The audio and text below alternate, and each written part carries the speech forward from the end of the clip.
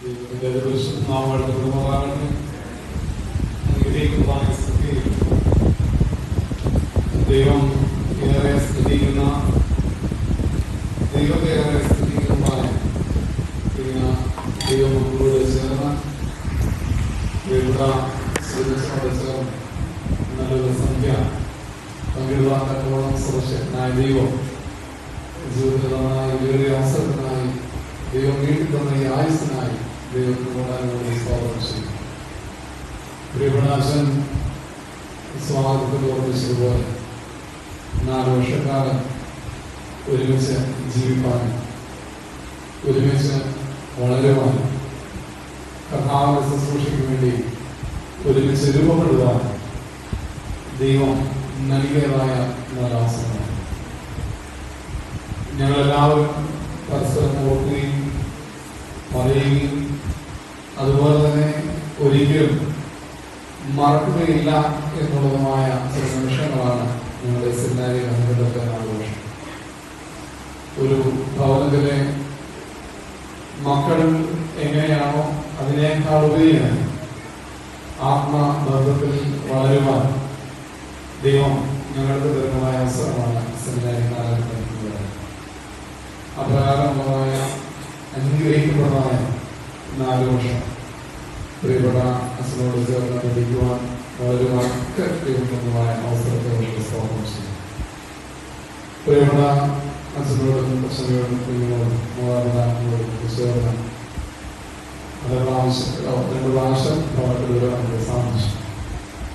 അതുപോലെ തന്നെ പ്രിയപ്പെട്ട അച്ഛൻ സ്വാഗത പ്രസംഗത്തിൽ ഒരുപാട് കാര്യങ്ങൾ എന്നെ കുറിച്ച് പറഞ്ഞു. അങ്ങനെ പറയത്തക്കോളമുള്ളതായ ഉപകരണങ്ങളുള്ളതായിട്ട് എനിക്ക് തോന്നുന്നു. ദൈവത്തിന്റെ കലകളിൽ കർത്താവ് എടുത്ത് ഉപയോഗിക്കുമോ എന്നുള്ളത് മാത്രമേ പറയുവാനുള്ളൂ. ഈ വലിയൊരു ശുശ്രൂഷയ്ക്ക് വേണ്ടി അച്ഛൻ ആഗ്രഹിക്കുകയും കഴിഞ്ഞ വർഷം ഒരുപാട് നാളുകൾക്ക് മുമ്പ് തന്നെ അച്ഛൻ ഈ ഡേറ്റ് അല്ല ഈ ഒരു ക്ഷണം എനിക്ക് തോന്നിയിരുന്നു. ഡേറ്റ് കുറവായി അറിയിക്കാന്ന് പറഞ്ഞു. അത് തന്നെ ഞാൻ അച്ഛനോട് വാക്ക് കൊടുത്തു. പ്രിയപ്പെട്ട അച്ഛൻ അത്രയും ദീർഘവീക്ഷണത്തോടുകൂടി ഇടവയുടെ കാര്യങ്ങൾ അംഗീകരിക്കാൻ തക്കവണ്ണം ശ്രദ്ധ കാണിക്കുന്നു എന്നുള്ളതാണ് എനിക്ക് ഏറെ സന്തോഷിക്കുന്നത്. ഈ വലിയ ശുശ്രൂഷയിലേക്ക് എനിക്ക് നിയോഗം തന്നതായ ഇടവക അടിസ്ഥാന സമിതി അംഗങ്ങൾ, ഇടവക ചുമതലക്കാർ, പ്രിയ വിശ്വാസ സമൂഹം, മനോഹരമായ കാര്യങ്ങൾ ആലോചിക്കുന്നതായ ഗായക സംഘം എല്ലാവരെയും ദൈവത്തിന് ധാരാളമായി അനുഗ്രഹിക്കുകയും അവരുടെ നന്മകളാൽ നിറയ്ക്കുകയും ചെയ്യട്ടെ എന്ന് ആഗ്രഹിക്കുന്നു, പ്രാർത്ഥിക്കുന്നു.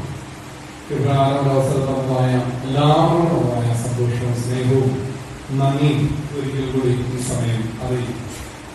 നമ്മുടെ ചുരുങ്ങിയ നിമിഷത്തെ സ്വീകരിക്കാൻ നമ്മൾ ഇന്ന് വായിച്ചു കേട്ടതായ വേദഭാഗം ശമൂവേൽ പ്രവാചകന്റെ 2-ാം പുസ്തകം 19-ാം അധ്യായം 31 മുതൽ 39 വരെയുള്ള വാക്യങ്ങളാണ്. വായിച്ചു കേട്ടത് 2 ശമൂവേൽ 31 മുതൽ 39. എന്നാൽ അതിലെ 17-ാം അധ്യായത്തിന്റെ 27-28 മാത്രം ഞാൻ വായിക്കും. 2 ശമൂവേൽ 17, 27, 28 ഞാൻ വായിക്കും. ദാവീദ് മഹനീയത്തിലെത്തിയപ്പോൾ അമൂന്യരുടെ രപ്പയിൽ നിന്ന് നാഹാസിന്റെ മകൻ ശോഭി, ലോകത്താനിൽ നിന്ന് അമ്മീരിന്റെ മകൻ മാഖീർ, രോഗലേമിൽ നിന്ന് ഗിലെയാദിൻ ബർസില്ലായി എന്നിവർ കിടക്കകളും കിണ്ണങ്ങളും മൺപാത്രങ്ങളും ദാവീദിനും കൂടെയുള്ള ജനത്തിനും ഭക്ഷിക്കുവാൻ കോറമ്പ്, യവം, മാവ്, മലർ, അമരക്ക, പയർ, പരിപ്പ്, തേൻ, വെണ്ണ, ആട്, പശുവിൻ പാർക്കട്ട എന്നിവയും കൊണ്ടുവന്നു. ജനം മരുഭൂമിയിൽ വിശന്നും ദാഹിച്ചും ഇരിക്കുമല്ലോ എന്ന് അവർ പറഞ്ഞു. 1 രാജാക്കന്മാർ 2:7 കൂടി വായിക്കാം. 1 രാജാക്കന്മാർ 2:7. എന്നാൽ ഗിലെയാദ്യനായ ബർസില്ലായിയുടെ മക്കൾക്ക് നീ ദയ കാണിക്കണം. അവർ നിന്റെ മേശയിൽ ഭക്ഷണം കഴിക്കുന്നവരുടെ കൂട്ടത്തിൽ ഇരിക്കട്ടെ. നിന്റെ സഹോദരനായ അബ്ശാലോമിന്റെ മുമ്പിൽ നിന്ന് ഞാൻ ഓടിപ്പോകുമ്പോൾ അവർ അങ്ങനെ തന്നെ എന്നോടും പെരുമാറും.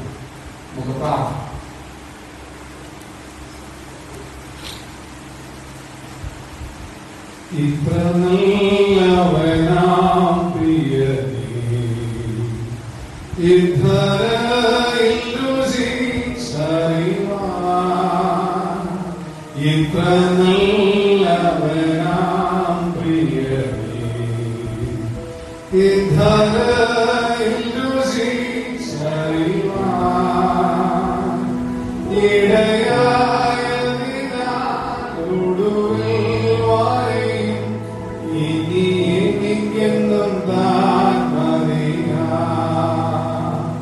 ഇടയായ ഒടുവിൽ വായും ഇനി എനിക്കെന്നും താൻ മതിയാം. ഇത്ര നല്ലവനായ പ്രിയനെ ഈ ലോകത്തിൽ ഞങ്ങൾക്ക് രുചിച്ചറിയുവാനിടയാക്കുക. എന്റെ പ്രിയ, ഞങ്ങൾക്ക് നീ മതി. ഈ ലോകത്തിൽ ഓരോ നിമിഷവും ഞങ്ങൾക്ക് ചാരുവാൻ നിന്റെ മാറുള്ളതിനായി നിനക്ക് സ്തോത്രം. അപ്പൊ ആ മാറിൽ ചാരി നിന്റെ മുഖേറിയ ശബ്ദങ്ങൾ കേൾപ്പാൻ തക്കവണ്ണം ഞങ്ങളുടെ ഹൃദയങ്ങളെ ഒന്ന് തുറക്കണം. അപ്പൊ സ്വർഗീയ മർമ്മങ്ങളെ ഗ്രഹിപ്പാൻ തക്കവണ്ണം ഞങ്ങളെ നീ ഒരുക്കണം. തിരുവചനത്തിന്റെ ആഴമേറിയ സത്യങ്ങളെ ഗ്രഹിപ്പാൻ തക്കവണ്ണം ഞങ്ങളെ നീ ശക്തീകരിക്കണം. അപ്പൊ ഈ സന്ധ്യയിൽ ഞങ്ങൾക്ക് ആവശ്യമായത് നീ ഞങ്ങളുടെ പെരുമാറാണ്. ക്രൂശിന്റെ ചുവട്ടിലായിരിക്കാൻ അടിയങ്ങളെ ഇടയാക്കണമേ. ശത്രുവായവൻ ഞങ്ങളെ കാണണമേ. അപ്പൊ അടിയന്റെ ശബ്ദമോ അടിയനെയോ കാണുന്നതല്ല, എന്റെ പ്രധാന ശബ്ദം കേൾക്കണം. അപ്പൊ അതിന്റെ ഭാഗമെടുത്ത് ഇരിപ്പാനുമായിട്ട് ഞങ്ങൾ ചേർന്നുകൊണ്ടിരിക്കുന്നതാണ്. അതിനായി ഞങ്ങളെ ഉപരിക്കണമെന്നാണ് യേശുവിന്റെ നാമത്തിൽ താഴ്മയായി ചോദിക്കുന്നത് കേൾക്കുമാറാകണമേ.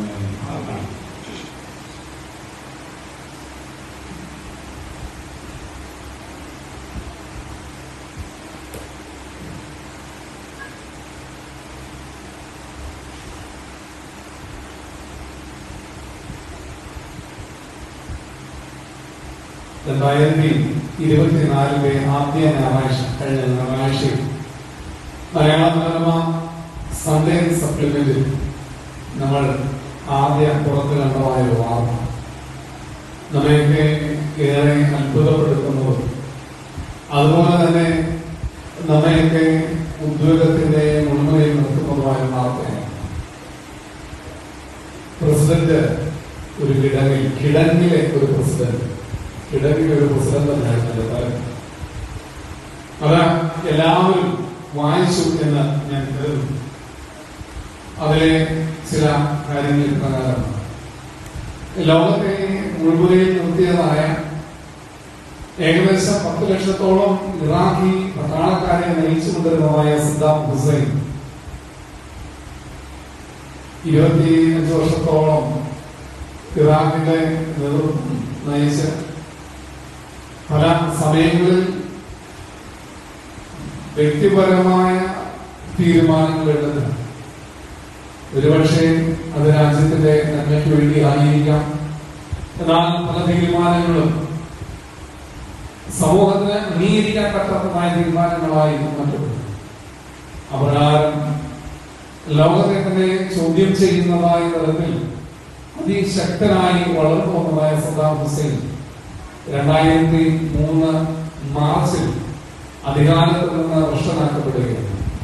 അധികാരം നഷ്ടപ്പെട്ടതായ സദ്ദാം ഹുസൈൻ ഒളിച്ചോടുകയാണ്. എങ്ങോട്ടാണ് പോകേണ്ടതെന്ന് അറിയാത്തതായത് ലോകം മുഴുവൻ സദ്ദാം ഹുസൈനെ അന്വേഷിക്കുമ്പോൾ അദ്ദേഹത്തിന്റെ ജന്മസ്ഥലമായ തിഗ്രത്തിനടുത്തുള്ളതായ അദൗർ എന്ന് പറയുന്നതായ ഒരു കൃഷിയിടത്തിൽ അവിടെ ഒരു മൺകിടങ്ങിലാണ് താമസിച്ചത്. ആ സ്ഥലത്തെ ഖൈസ് എന്ന് പറയുന്നതായ ഒരാൾ അദ്ദേഹത്തിന്റെ സഹോദരനായ അല നാമിക് എന്ന് പറയുന്നതായ അനിയന്റെ അടുക്കൽ ഈ പ്രസിഡന്റിനെയും കൊണ്ട് രാത്രിയിൽ ചെല്ലുകയാണ്. നേരെ വീണ്ടും അതുകൊണ്ട് ഈ അല നാമിക്കിന് വന്നിരിക്കുന്നതായ അതിഥി ആരാണ് എന്നുള്ളത് തിരിച്ചറിയാൻ സാധിക്കുന്നു.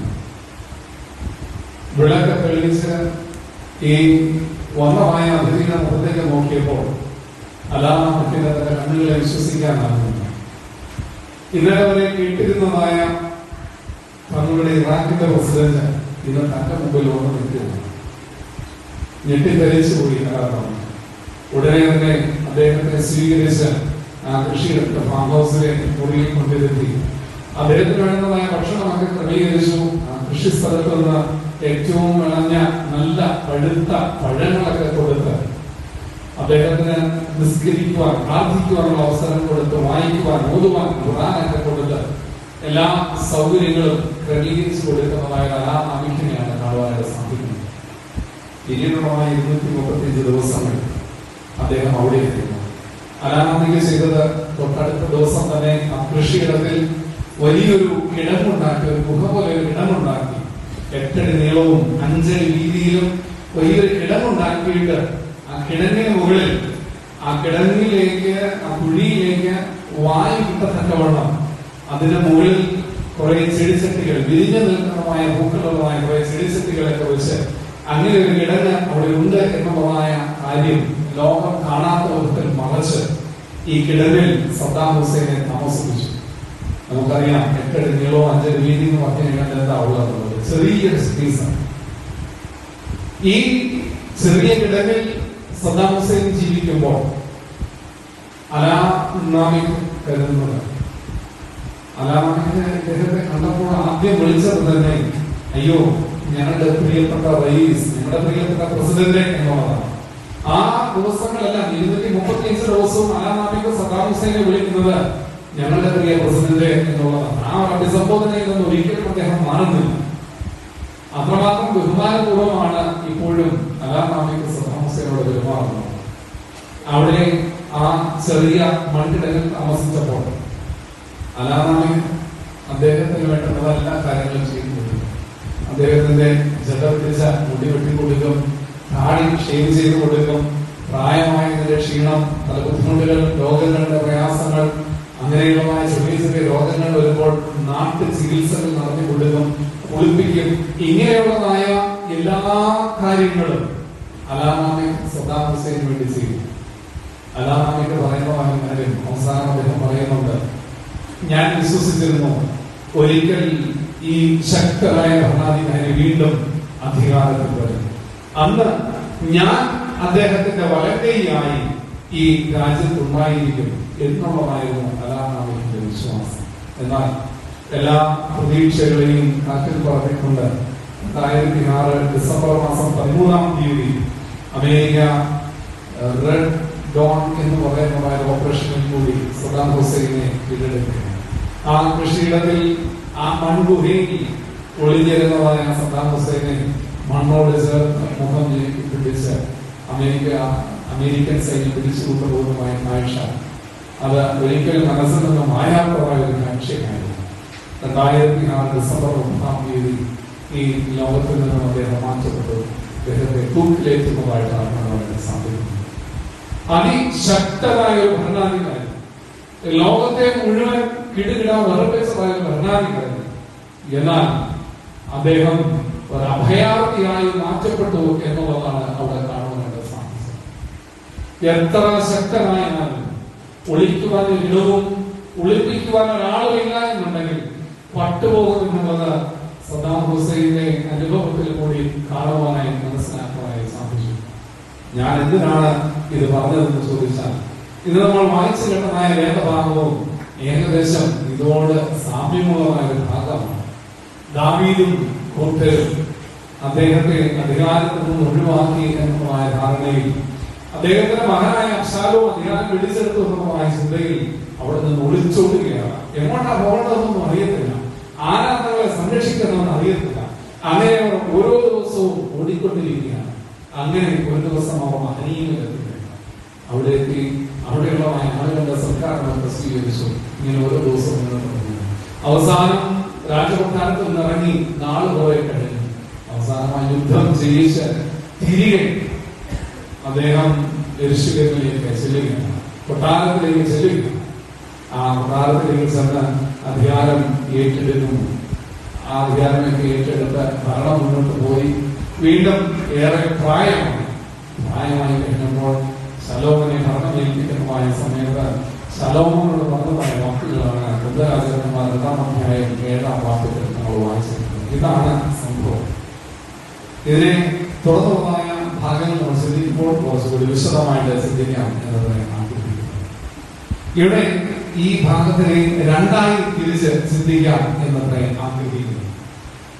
2 ശമൂവേൽ 17-ാം അധ്യായത്തിന്റെ 27-ാം വാക്യം, ദാവീദ് മഹനീമിൽ എത്തിയപ്പോൾ അമ്മോന്യരുടെ റബയിൽ നിന്ന് നാഹാസിന്റെ മകൻ ശോഫി, ലോകദാറിൽ നിന്ന് മീഖയുടെ മകൻ മാഖീർ, രോഗിലിൽ നിന്ന് ഗിലെയാദിൻ ബർസില്ലായി എന്നിവർ. അവിടെ ദാവീദും കൂട്ടരും ഇപ്പോൾ മഹനീമിൽ എത്തി എന്നുള്ളതാണ് നമുക്ക് കാണുവാനായിട്ട് സാധിക്കും.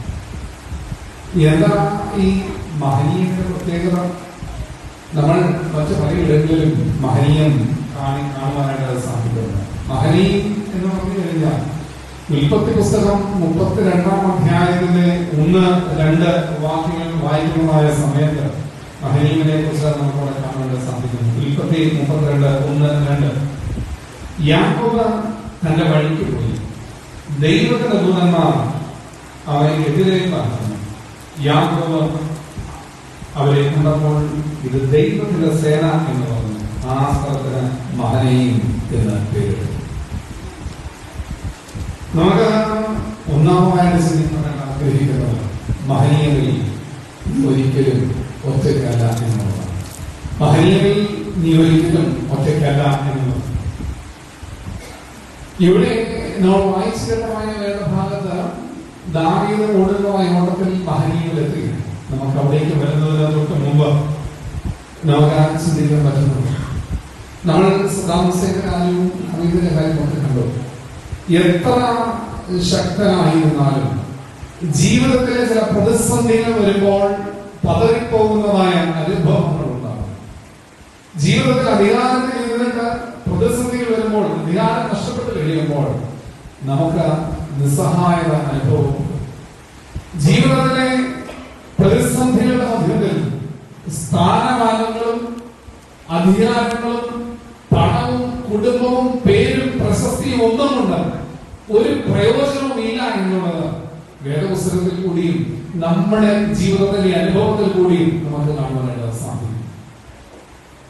എല്ലാം ഉണ്ടായിരുന്നിട്ട് ജീവിതത്തിലെ പ്രതിസന്ധികൾ വരുമ്പോൾ നിസ്സഹായരായി, അശക്തരായി, ഇനി എന്ത് ചെയ്യണമെന്നറിയാതെ പകച്ചു നിൽക്കുന്നതായ അനുഭവം നമ്മുടെ ഓരോരുത്തരുടെയും ജീവിതത്തിൽ ഉണ്ടായി. ഇത് തന്നെയാണ് ഇവിടെ ദാവീദിന്റെയും ജീവിതത്തിൽ ഉണ്ടാകുന്നത്. ഇപ്പോൾ നമ്മൾ വായിച്ചു കേട്ടതായ യാക്കോബിന്റെ ജീവിതത്തിലും അത് തന്നെയാണ് നമുക്ക് കാണാനായിട്ട് സാധിക്കുന്നത്. എന്ത് സംഭവിക്കുന്നു? യാക്കോബ് 20 വർഷങ്ങൾക്ക് മുൻപ് സ്വന്തം വീട്ടിൽ നിന്ന് പോയി ലാബാനോട് ചേർന്ന് ജീവിച്ച് 20 വർഷത്തെ സമ്പാദ്യങ്ങളുമായിട്ട് തിരിച്ചു വരികയാണ്. നല്ല ഒരു കുടുംബ ജീവിതം, ഭാര്യമാർ, മക്കൾ, അതുപോലെ തന്നെ ജോലിക്കാർ, ഒരുപാട് ദാസന്മാർ, ഏറെ സമ്പത്ത്. നമ്മൾ വായിക്കുമ്പോൾ കാണും യാക്കോബ് പറയുന്നത്, അയ്യോ ദൈവമേ, ഞാൻ ഒരു വഴിയോടുകൂടിയാണല്ലോ പോയത്, എന്നാൽ തിരികെ വരുമ്പോൾ ഇത്രമാത്രം അനുഗ്രഹങ്ങൾ നീ എനിക്ക് തരാൻ ഞാൻ എന്തുള്ളൂ എന്ന് ദൈവത്തോട് ചോദിക്കുന്നതാണ് യാക്കോബിനെ കാണാനായിട്ട് സാധിക്കും. എന്ന് പറഞ്ഞു കഴിഞ്ഞാൽ എണ്ണിയാൽ തീരാത്തതായ സമ്പത്തിനുടമയായി, അനുഗ്രഹങ്ങളുടമയായി യാക്കോബ് തിരിച്ചു വരുമ്പോൾ അവന്റെ ജീവിതത്തിലെ വലിയൊരു പ്രതിസന്ധിയിലേക്ക് അവൻ പ്രവേശിക്കുകയാണ്. ഇനി അടുത്ത ദിവസം അവന്റെ ചേട്ടനെ കാണാൻ പോവുകയാണ്. ചേട്ടൻ വരുമ്പോൾ എങ്ങനെയാണ് പ്രതികരിക്കുന്നതെന്ന് അറിയാൻ പറ്റത്തില്ല. അവനോട് കൂടെ 400 പേര് എതിർക്കുന്നുണ്ട്. യാക്കോബിന്റെ ഉള്ള ജീവൻ പോയി. ഇപ്പോൾ യാക്കോബ് മനസ്സിലാക്കിയാണ്, ഇത്ര നാളും ഞാൻ കഷ്ടപ്പെട്ടതെല്ലാം വെറുതെ ആയല്ലോ ദൈവമേ. എന്റെ ജീവിതത്തിൽ ഒരുപാട് സമ്പാദ്യങ്ങളുണ്ട്, എനിക്ക് മക്കളുണ്ട്, ഭാര്യമാരുണ്ട്, എനിക്ക് ജോലിക്കാരുണ്ട്, സമ്പത്തുണ്ട്, ആടുമാടുകളുണ്ട്, ദാസൻ എല്ലാം ഉണ്ട്. എന്നാൽ അടുത്ത നിമിഷം ഇതെല്ലാം വെറുതെ ആയി പോകുമല്ലോ എന്ന് കരുതി നിലവിളിക്കുന്നതായ ഒരു യാക്കോബിനെ കാണേണ്ട സമയം. അങ്ങനെ നിലവിളിക്കുന്നതായ യാക്കോബ് കാണുകയാണ്, അവന്റെ എതിരെ ദൈവ ദൂതന്മാർ വരുന്നു. അവനെതിരെ ദൈവദൂതന്മാർ വന്ന് യാക്കോബിനെ ശക്തീകരിക്കുന്നു. ഇത് ദൈവദൂതന്മാരെ കണ്ടു കഴിഞ്ഞപ്പോൾ യാക്കോബ് പറയുകയാണ്, അയ്യോ, ഞാൻ ദൈവത്തിന്റെ സേനയെ കണ്ടല്ലോ, അതുകൊണ്ട് ഈ സ്ഥലം ഇനി മുതൽ മഹനീം എന്ന് അറിയപ്പെടും. ഇതാണ് മഹനീയം എന്ന് പറയുന്നത്. മഹനീയങ്ങളിൽ ഒരിക്കലും നമ്മൾ ഒറ്റയ്ക്കല്ല എന്നുള്ളതായ കാര്യം മറന്നുകൊള്ളുക. ഇവിടെ ദൈവത്തിന്റെ സേന, അല്ലെങ്കിൽ മഹനീയം എന്ന് പറയുന്നത് ഒരു എബ്രായ പദമാണ്. അതിന്റെ അർത്ഥം എന്ന് പറയുന്നത് ദൈവത്തിന്റെ സേന, ഗോഡ്സ് ക്യാമ്പ്, അല്ലെങ്കിൽ രണ്ട് സേന എന്നുള്ളതാണ്. എന്ന് പറഞ്ഞു കഴിഞ്ഞാൽ നമ്മള് പ്രാർത്ഥിക്കുമ്പോൾ അറിയാതെ പ്രാർത്ഥിക്കണം, തമ്പുരാനെ നീ ഞങ്ങളുടെ മുമ്പടെയായും ഇവിടെയായും ഒക്കെ ഇരിക്കണമെന്നൊക്കെ. എന്താണ് ഈ പ്രാർത്ഥിക്കുന്നതിന്റെ അർത്ഥം? ഇവിടെ യാക്കോബ് അവന് മുമ്പിൽ വരുന്നതായ ദൈവദൂതന്മാരെ കണ്ടുകഴിഞ്ഞപ്പോൾ പിന്നീട് ഈ ദൈവദൂതന്മാരുടെ സംരക്ഷണം യാക്കോബിന് കിട്ടി എന്നുള്ളതാണ് വേദപണ്ഡിതന്മാർ പറയുന്നത്. ഒരു ദൂതൻ യാക്കോബിന് മുമ്പിലായും മറ്റൊരു ദൂതൻ യാക്കോബിന് പുറകിലായും അവന്റെ ഭവനത്തിൽ എത്തുവോളം അവൻ കാവൽ നിന്നു എന്നുള്ളതാണ് പണ്ഡിതന്മാർ പറയുന്നത്. ദൈവത്തിന്റെ സേനയിലേക്കാണ് യാക്കോബ് ചെന്ന് ചേരുന്നത്. അവിടെ അവനെ സംബന്ധിച്ചിടത്തോളം ഏറെ ആകുലതകളും പ്രയാസങ്ങളും ബുദ്ധിമുട്ടുകളും ഒക്കെ ഉണ്ടായിരുന്നു. എന്നാൽ അവൻ കൃത്യമായി മഹനീയത്തിൽ എത്തിക്കഴിഞ്ഞപ്പോൾ അവന്റെ ജീവിതത്തിൽ വലിയൊരു മാറ്റം ഉണ്ടാകുകയാണ്. അന്ന് വരെ ഇല്ലാത്തതായ ഒരു സംരക്ഷണം അവന്റെ ജീവിതത്തിൽ അവന് ലഭിക്കുകയാണ്.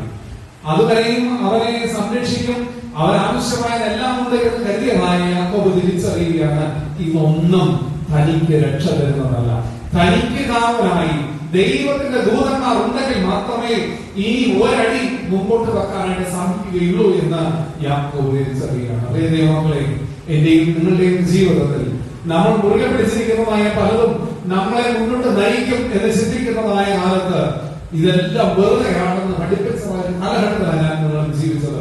1-2 വർഷങ്ങൾ പുറകോട്ടൊന്ന് തിരിഞ്ഞു നോക്കിയാൽ മതി, ലോകം മുഴുവൻ അടഞ്ഞുകൂട്ടിയതായ അവസ്ഥയിലായിരുന്നു നമ്മൾ മുമ്പോട്ട് പോയത്. ഇതുവരെയും നമ്മൾ ആരും കണ്ടിട്ടില്ല.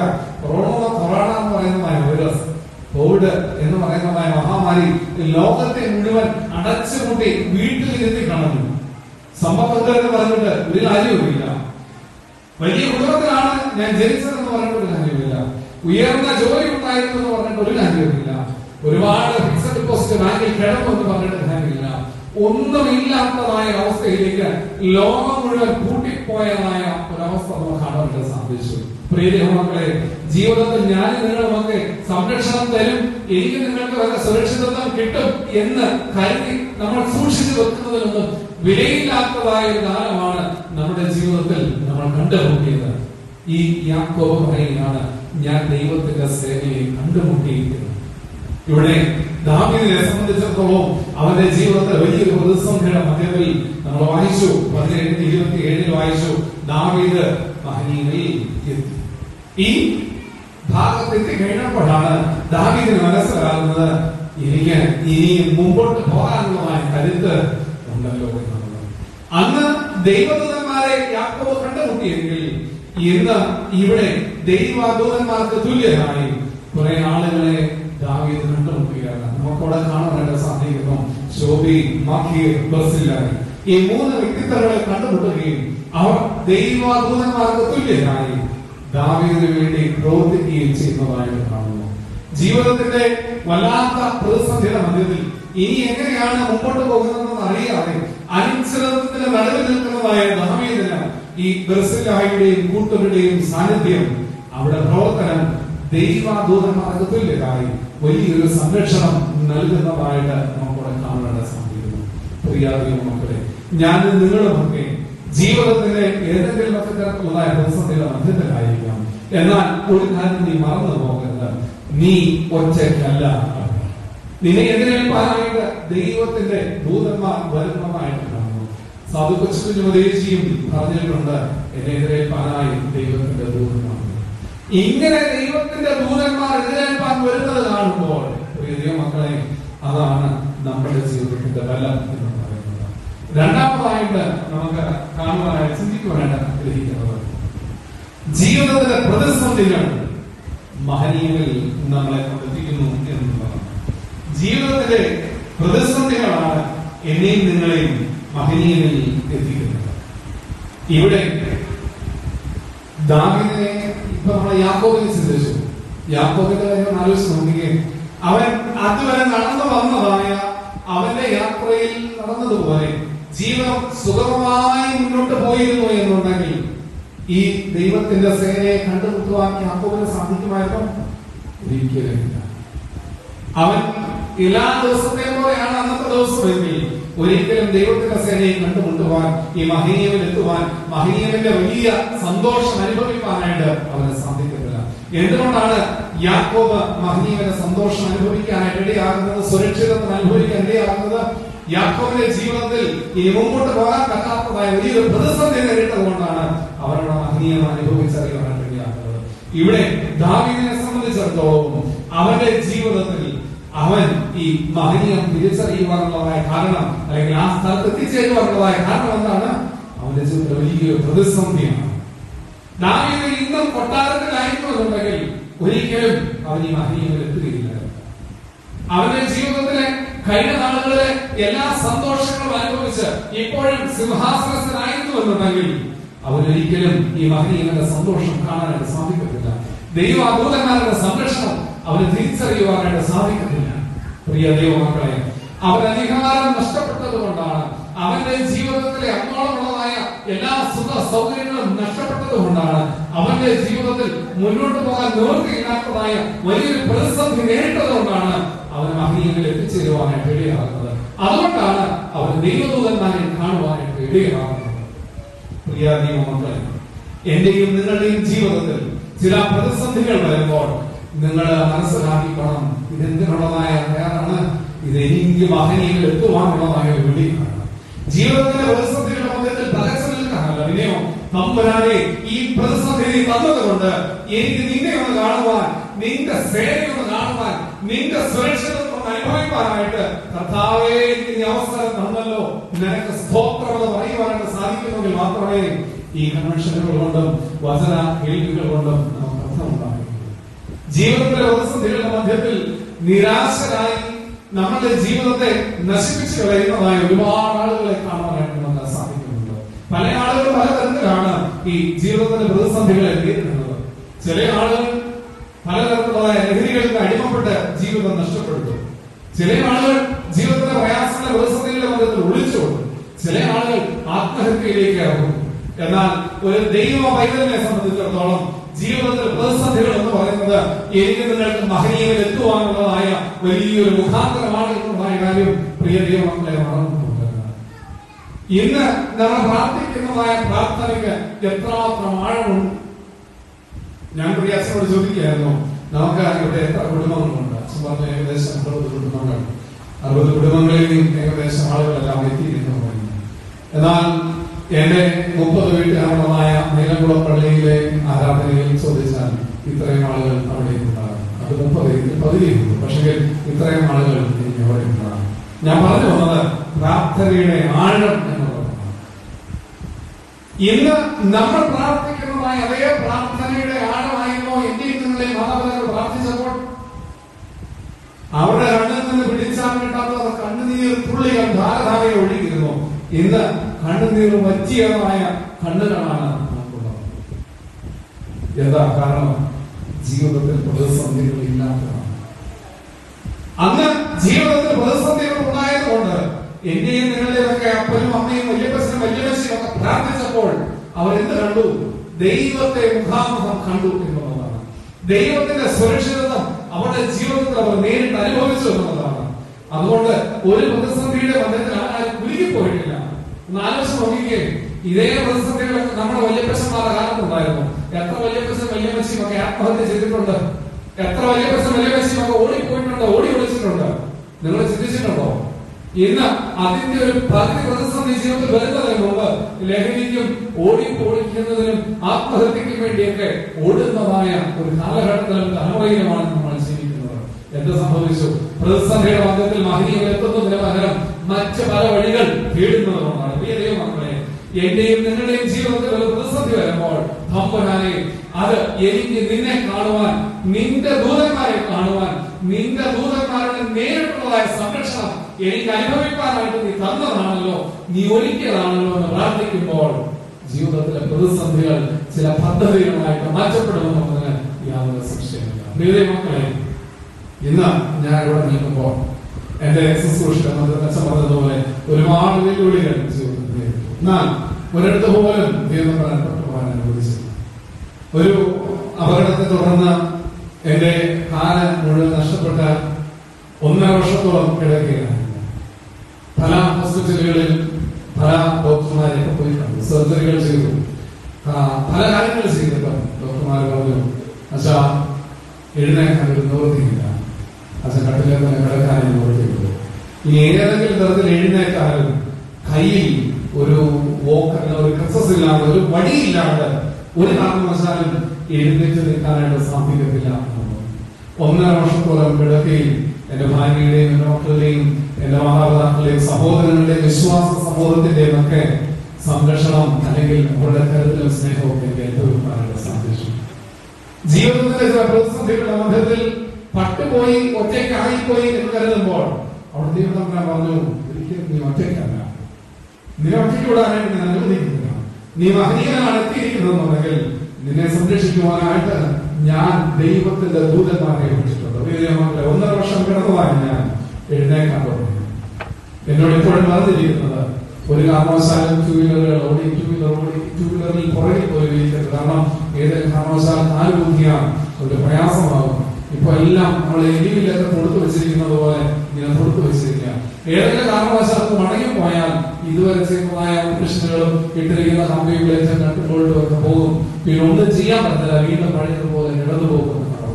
എന്നാൽ പ്രിയ ദൈവമക്കളെ, കിടക്കയിൽ നിന്ന് എണീപ്പിച്ചതായ ദൈവം ഉണ്ടെങ്കിൽ അവൻ അറിയാം എങ്ങനെ നിർത്തണമെന്നുള്ളത്. അങ്ങനെ എണീപ്പിച്ചു കഴിഞ്ഞാൽ ഇനിയും ഞാൻ കിടക്കാൻ പോകരുത്, ഇനി ഞാൻ ഓടി പോകണം എന്നുള്ളതാണ്. അപ്പോൾ പ്രിയ ദൈവമക്കളെ, എന്റെയും നിങ്ങളുടെയൊക്കെ ജീവിതത്തിൽ എല്ലാം അവസാനിച്ചു, ഇനി മുൻപോട്ടില്ല എന്ന് പറഞ്ഞ് ഒരു പ്രതിസന്ധി ജീവിതത്തിൽ മുൻപിൽ വരുമ്പോൾ അവിടെ കൊണ്ട് അവസാനിക്കുന്നില്ല. പിന്നെയോ അതിനപ്പുറമായി ദൈവദൂതന്മാരുടെ സംരക്ഷണം എനിക്കും നിങ്ങൾക്കും ഉണ്ട് എന്നുള്ളത് മറന്നുപോകരുത്. അതേ ദൈവദൂതന്മാരുടെ സംരക്ഷണം അനുഭവിച്ചതായ അയ്യപ്പച്ചമാളെ വല്യമ്മച്ചമാളെ മക്കൾ കൊച്ചുമക്കളുമായി ഇരിക്കുന്നത് നമ്മുടെ ജീവിതത്തിൽ നമുക്ക് ദൈവത്തിന്റെ കൃപ അനുഭവിച്ച് നമുക്ക് മുന്നോട്ട് പോകണം. നിശ്ചയമായി ഈ മഹനീയന്റെ വലിയ സന്തോഷം നമ്മുടെ ജീവിതത്തിൽ തുറന്നു അനുഭവിക്കാൻ നമുക്കിടയാകട്ടെ എന്ന് ആഗ്രഹിക്കുന്നു, പ്രാർത്ഥിക്കുന്നു. ഇവിടെ കാണാനായിട്ട് സാധിക്കും മഹനീയം എന്ന് പറയുന്നതായ സ്ഥലം. യോശുവയുടെ പുസ്തകം 13-ാം അധ്യായം വായിക്കുന്നതായ സമയത്ത് 3 ഗോത്രങ്ങൾ അവിടെ ആ പ്രദേശത്തെ മഹനീയം ഗിലെയാദ് എന്ന് പറയുന്നതായ പ്രദേശങ്ങളൊക്കെ തന്നുന്നുണ്ട്. രൂബേൻ ഗോത്രവും ഗാദ് ഗോത്രവും മനശ്ശെ ഗോത്രത്തിന്റെ പകുതിയും അവർ കനാൻ നാട്ടിലൊക്കെ പോകുന്നില്ല. യോർദാൻ ഇക്കരെ ഈ നാട്ടിൽ താമസിക്കുകയാണ്. ദൈവം അവർക്ക് അനുവാദം കൊടുത്തു. കാരണം അവര് ആടുമാടുകൾ കൊണ്ട് വളരെ സമ്പുഷ്ടരായ ആളുകളാണ്. അപ്പോൾ ഇവര് ഇതുകൊണ്ട് അങ്ങോട്ട് പോകുന്നത് ഒരുപാട് പച്ചപ്പുൽ മേടുകൾ അവർക്ക് ഇവിടെ ഈ യോർദാൻ ഇക്കരയുണ്ട് എന്നുള്ളതാണ്. മഹനീയം എന്ന് പറയുന്നതായ സ്ഥലം യാബോക്ക് നദിയോട് ചേർന്നുള്ളതായ സ്ഥലമാണ്. അപ്പോൾ നീരൊഴുക്കുണ്ട്, നല്ല പച്ചപ്പുൽ മേടുകളുണ്ട്. അങ്ങനെ എല്ലാം കൊണ്ടും അവരുടെ ആടുമാടുകൾക്കും അവർക്കും അവിടെ ദാസന്മാർക്കും സുഖമായി സന്തോഷമായി ജീവിക്കാനുള്ളതായ ഒരിടമാണ് ഈ മഹനീയമായിട്ട് ഒരുക്കി കൊടുത്തിരിക്കുന്നത്. ഇവിടെ ദാവീദ് അവന്റെ ജീവിതത്തിന്റെ പ്രതിസന്ധിയിൽ ഈ മഹനീയത്തിലെത്തി എന്ന് പറയുമ്പോൾ 23-ാം സങ്കീർത്തനം നമ്മളൊന്ന് വായിച്ചു നോക്കുമ്പോൾ നമ്മളേറെ ചിന്തിപ്പിക്കുന്നതായ ഈ മഹനീയവുമായി ബന്ധപ്പെടുത്തി തന്നെ നമുക്കതിനെ വായിക്കാനുള്ള സാധിക്കും. ഇന്ന് നമ്മൾ വായിച്ചു കിടന്ന ബർസിലായും കൂട്ടരെയും ചേർത്തുകൊണ്ട് നമുക്ക് വായിക്കാനുള്ള സാധിക്കും. യഹോവയുടെ പച്ചയായ പുൽപ്പുറങ്ങളിൽ അവൻ തന്നെ കിടക്കുന്നു, സ്വസ്ഥതയുടെ ഫലത്തിനെതിരേക്ക് അവൻ തന്നെ. ആലോചിച്ച് നോക്കിക്കുകയും അവന്റെ ജീവിതത്തിൽ അവൻ എവിടെ പോയി ഒളിക്കും എന്ന് ചിന്തിക്കുന്നതായ ഇടങ്ങളിൽ അവന് പച്ചയായ പുൽപ്പുറമൊരുക്കി അവന് വേണ്ടി കാത്തിരിക്കുന്നതായ ഒരു ദൈവത്തെ നമുക്കവിടെ കാണുവാനായിട്ട് സാധിക്കുന്നു. സ്വസ്ഥതയുള്ള വെള്ളം, ഞാൻ പറഞ്ഞല്ലോ, യാബോക്ക് നദിയോട് തീരത്താണ് ഈ മഹനീയം എന്ന് പറയുന്നത്. അങ്ങനെ എല്ലാ തരത്തിലും അവൻ കൊട്ടാരത്തിൽ കഴിയുന്നതിനേക്കാൾ സുഖമായി കഴിയുവാനുള്ളതായ എല്ലാം ദൈവതന്ത്രം ദാവീദ് മഹനീയത്തിൽ ഒരുക്കി എന്നുള്ളതാണ്. പ്രിയ ദൈവമക്കളെ, ഞാൻ നിങ്ങളുമൊക്കെ ഇത്രനാളും അനുഭവിച്ചതായ എല്ലാ നന്മകൾക്കും ഉപരിയായി ചില നന്മകൾ അവന്റെയും നിങ്ങളുടെയും ജീവിതത്തിൽ പ്രതിസന്ധികളുടെ മധ്യത്തിൽ അവർ ഒരുക്കിയിട്ടുണ്ട്. അതാണ് പ്രതിസന്ധികളെ പദ്ധതികളാക്കുന്നതായ ദൈവം ആണ് എന്ന് നമുക്ക് കാണാൻ സാധിക്കുന്നത്. ദാവീദിനെ സംബന്ധിച്ചിടത്തോളം അവനോടൊപ്പം ഉണ്ടായിരുന്നതായ മന്ത്രി അവന്റെ മകൻ ശത്രുവായി കൂടെ ഉണ്ടാകുമെന്ന് കരുതിയതായ ഒരുപാട് ആളുകൾ അവന്റെ കൂട്ടം വിട്ട് അപ്പുറത്തെ പക്ഷത്തോട് ചേർന്നു. അവനെ സംരക്ഷിക്കുമെന്ന് കരുതിയതായ മകൻ പോലും ഇന്ന് അവന്റെ ശത്രുവാണ്. അവന്റെ ജീവനെ വിലപിച്ചുകൊണ്ടിരിക്കുകയാണ്. അപ്രകാരം എല്ലാ പ്രതിസന്ധികളും നേരിടുന്നതായ ദാവീദ് തിരിച്ചറിയുകയാണ്, ഇവരൊന്നും തരുന്നതായ സംരക്ഷണമല്ല സംരക്ഷണം, അതിനെയോ എന്റെ ദൈവത്തിന്റെ സേന തരുന്നതായ സംരക്ഷണമാണ് സംരക്ഷണം. ഇന്നുവരെ എന്നോടും നിങ്ങളോടും കൂടെ ഉണ്ടായിരുന്നവർ ഒരുപക്ഷെ ഈ പ്രതിസന്ധിയുടെ മധ്യത്തിൽ നമ്മോടൊപ്പം ഉണ്ടാകണമെന്നില്ല. ജീവിതത്തിൽ നന്മകളുള്ളപ്പോൾ ഒരുപാട് ആളുകളെ കാണുവാനായിട്ട് സാധിക്കും. ചിന്തിച്ചു നോക്കിയിട്ടുണ്ടോ? ജീവിതത്തിന്റെ സമൃദ്ധിയുടെ അനുഭവത്തിൽ അധികാരത്തിൽ ഇരിക്കുമ്പോൾ, നന്മ അനുഭവിക്കുമ്പോൾ, കയ്യിൽ പണമുള്ളപ്പോൾ ഒരുപാട് ആളുകൾ നമ്മോടൊപ്പം ഉണ്ടാകും. എന്നാൽ നമ്മുടെ ജീവിതത്തിൽ ഒരു പ്രതിസന്ധി വന്ന് നോക്കട്ടെ, എത്ര പേർ നമ്മുടെ കൂടെ ഉണ്ടാകും? ഈ പറയുന്നതായ ഒരാളെ പോലും ഒരുപക്ഷെ കാണാൻ കിട്ടണമെന്നില്ല. ഇവിടെ ദാവീദിനെ സംബന്ധിച്ചിടത്തോളം അവന്റെ ജീവിതത്തിൽ വലിയ പ്രതിസന്ധിയാണ് മധ്യത്തിൽ. അവന്റെ മകൻ പോലും അവനെതിരായി നിൽക്കുകയാണ്. അവന്റെ കൂടെ ഉണ്ടായിരുന്ന മന്ത്രി പോലും അപ്പുറത്തോട്ട് മാറിയിരിക്കുകയാണ്. അങ്ങനെ പ്രതിസന്ധികളുടെ മധ്യത്തിൽ എല്ലാ പ്രതിസന്ധികളിലും കരുതുമ്പോൾ ദാവീദിന് വേണ്ടി ഒരു മഹനീയം ഒരുക്കി എന്നുള്ളതായ കാര്യം പറഞ്ഞു. പ്രിയ ദൈവമക്കളെ, ഞാൻ വയനാട്ടുകാരനുമായ സമയം നമ്മള് ജലപ്രളയവും പ്രളയക്കെടുതികളും മണ്ണിടിച്ചിൽ നമുക്ക് കേട്ടിട്ടുള്ളൂ. കഴിഞ്ഞ 9 വർഷക്കാലം ഞാൻ മലബാർ പ്രദേശത്തായിരുന്നു. ഒരുപാട് അനുഭവങ്ങൾ കൂടി കടന്നു പോകാനായിട്ട് പ്രളയക്കെടുതിയുടെ മധ്യത്തിൽ നമ്മള് 18-ൽ നമ്മുടെ സംഘടന പ്രദേശങ്ങളിലൊക്കെ ചെറിയ പ്രളയങ്ങളൊക്കെ ജീവിൽ കൂടി കണ്ടു. നല്ലതൊക്കെ അതൊക്കെ അനുഭവിച്ച് കഴിഞ്ഞ 9 വർഷവും അതിൽ കൂടി കടന്നുപോയ അനുഭവങ്ങൾ. അതില് ഒരു പ്രളയക്കെടുതിയുടെ സമയത്ത് ഞങ്ങള് രക്ഷപ്പെടുത്തിയതായ മനുഷ്യനോട് പിന്നീട് ക്യാമ്പിൽ വെച്ച് സംസാരിച്ചു. അദ്ദേഹത്തെ ക്യാമ്പ് എന്ന് പറഞ്ഞു കഴിഞ്ഞാൽ നമ്മുടെ ഈ കാണുന്നതായ ഈ ഒരു ചെറിയ ഹോളിൽ നമുക്കിപ്പോൾ സുഖമായിട്ട് 50 പേർക്ക് 60 പേർക്ക് ഇരിക്കാമെങ്കിൽ ഈ ഒരു ഹോളിൽ നമുക്ക് ഏകദേശം ഒരു 70-80ഓളം ആളുകൾ കിടന്നുറങ്ങുന്നതാണ് ക്യാമ്പ് എന്ന് പറയുന്നത്. ഇതാണ് ക്യാമ്പുകൾ എന്ന് പറയുന്നത്.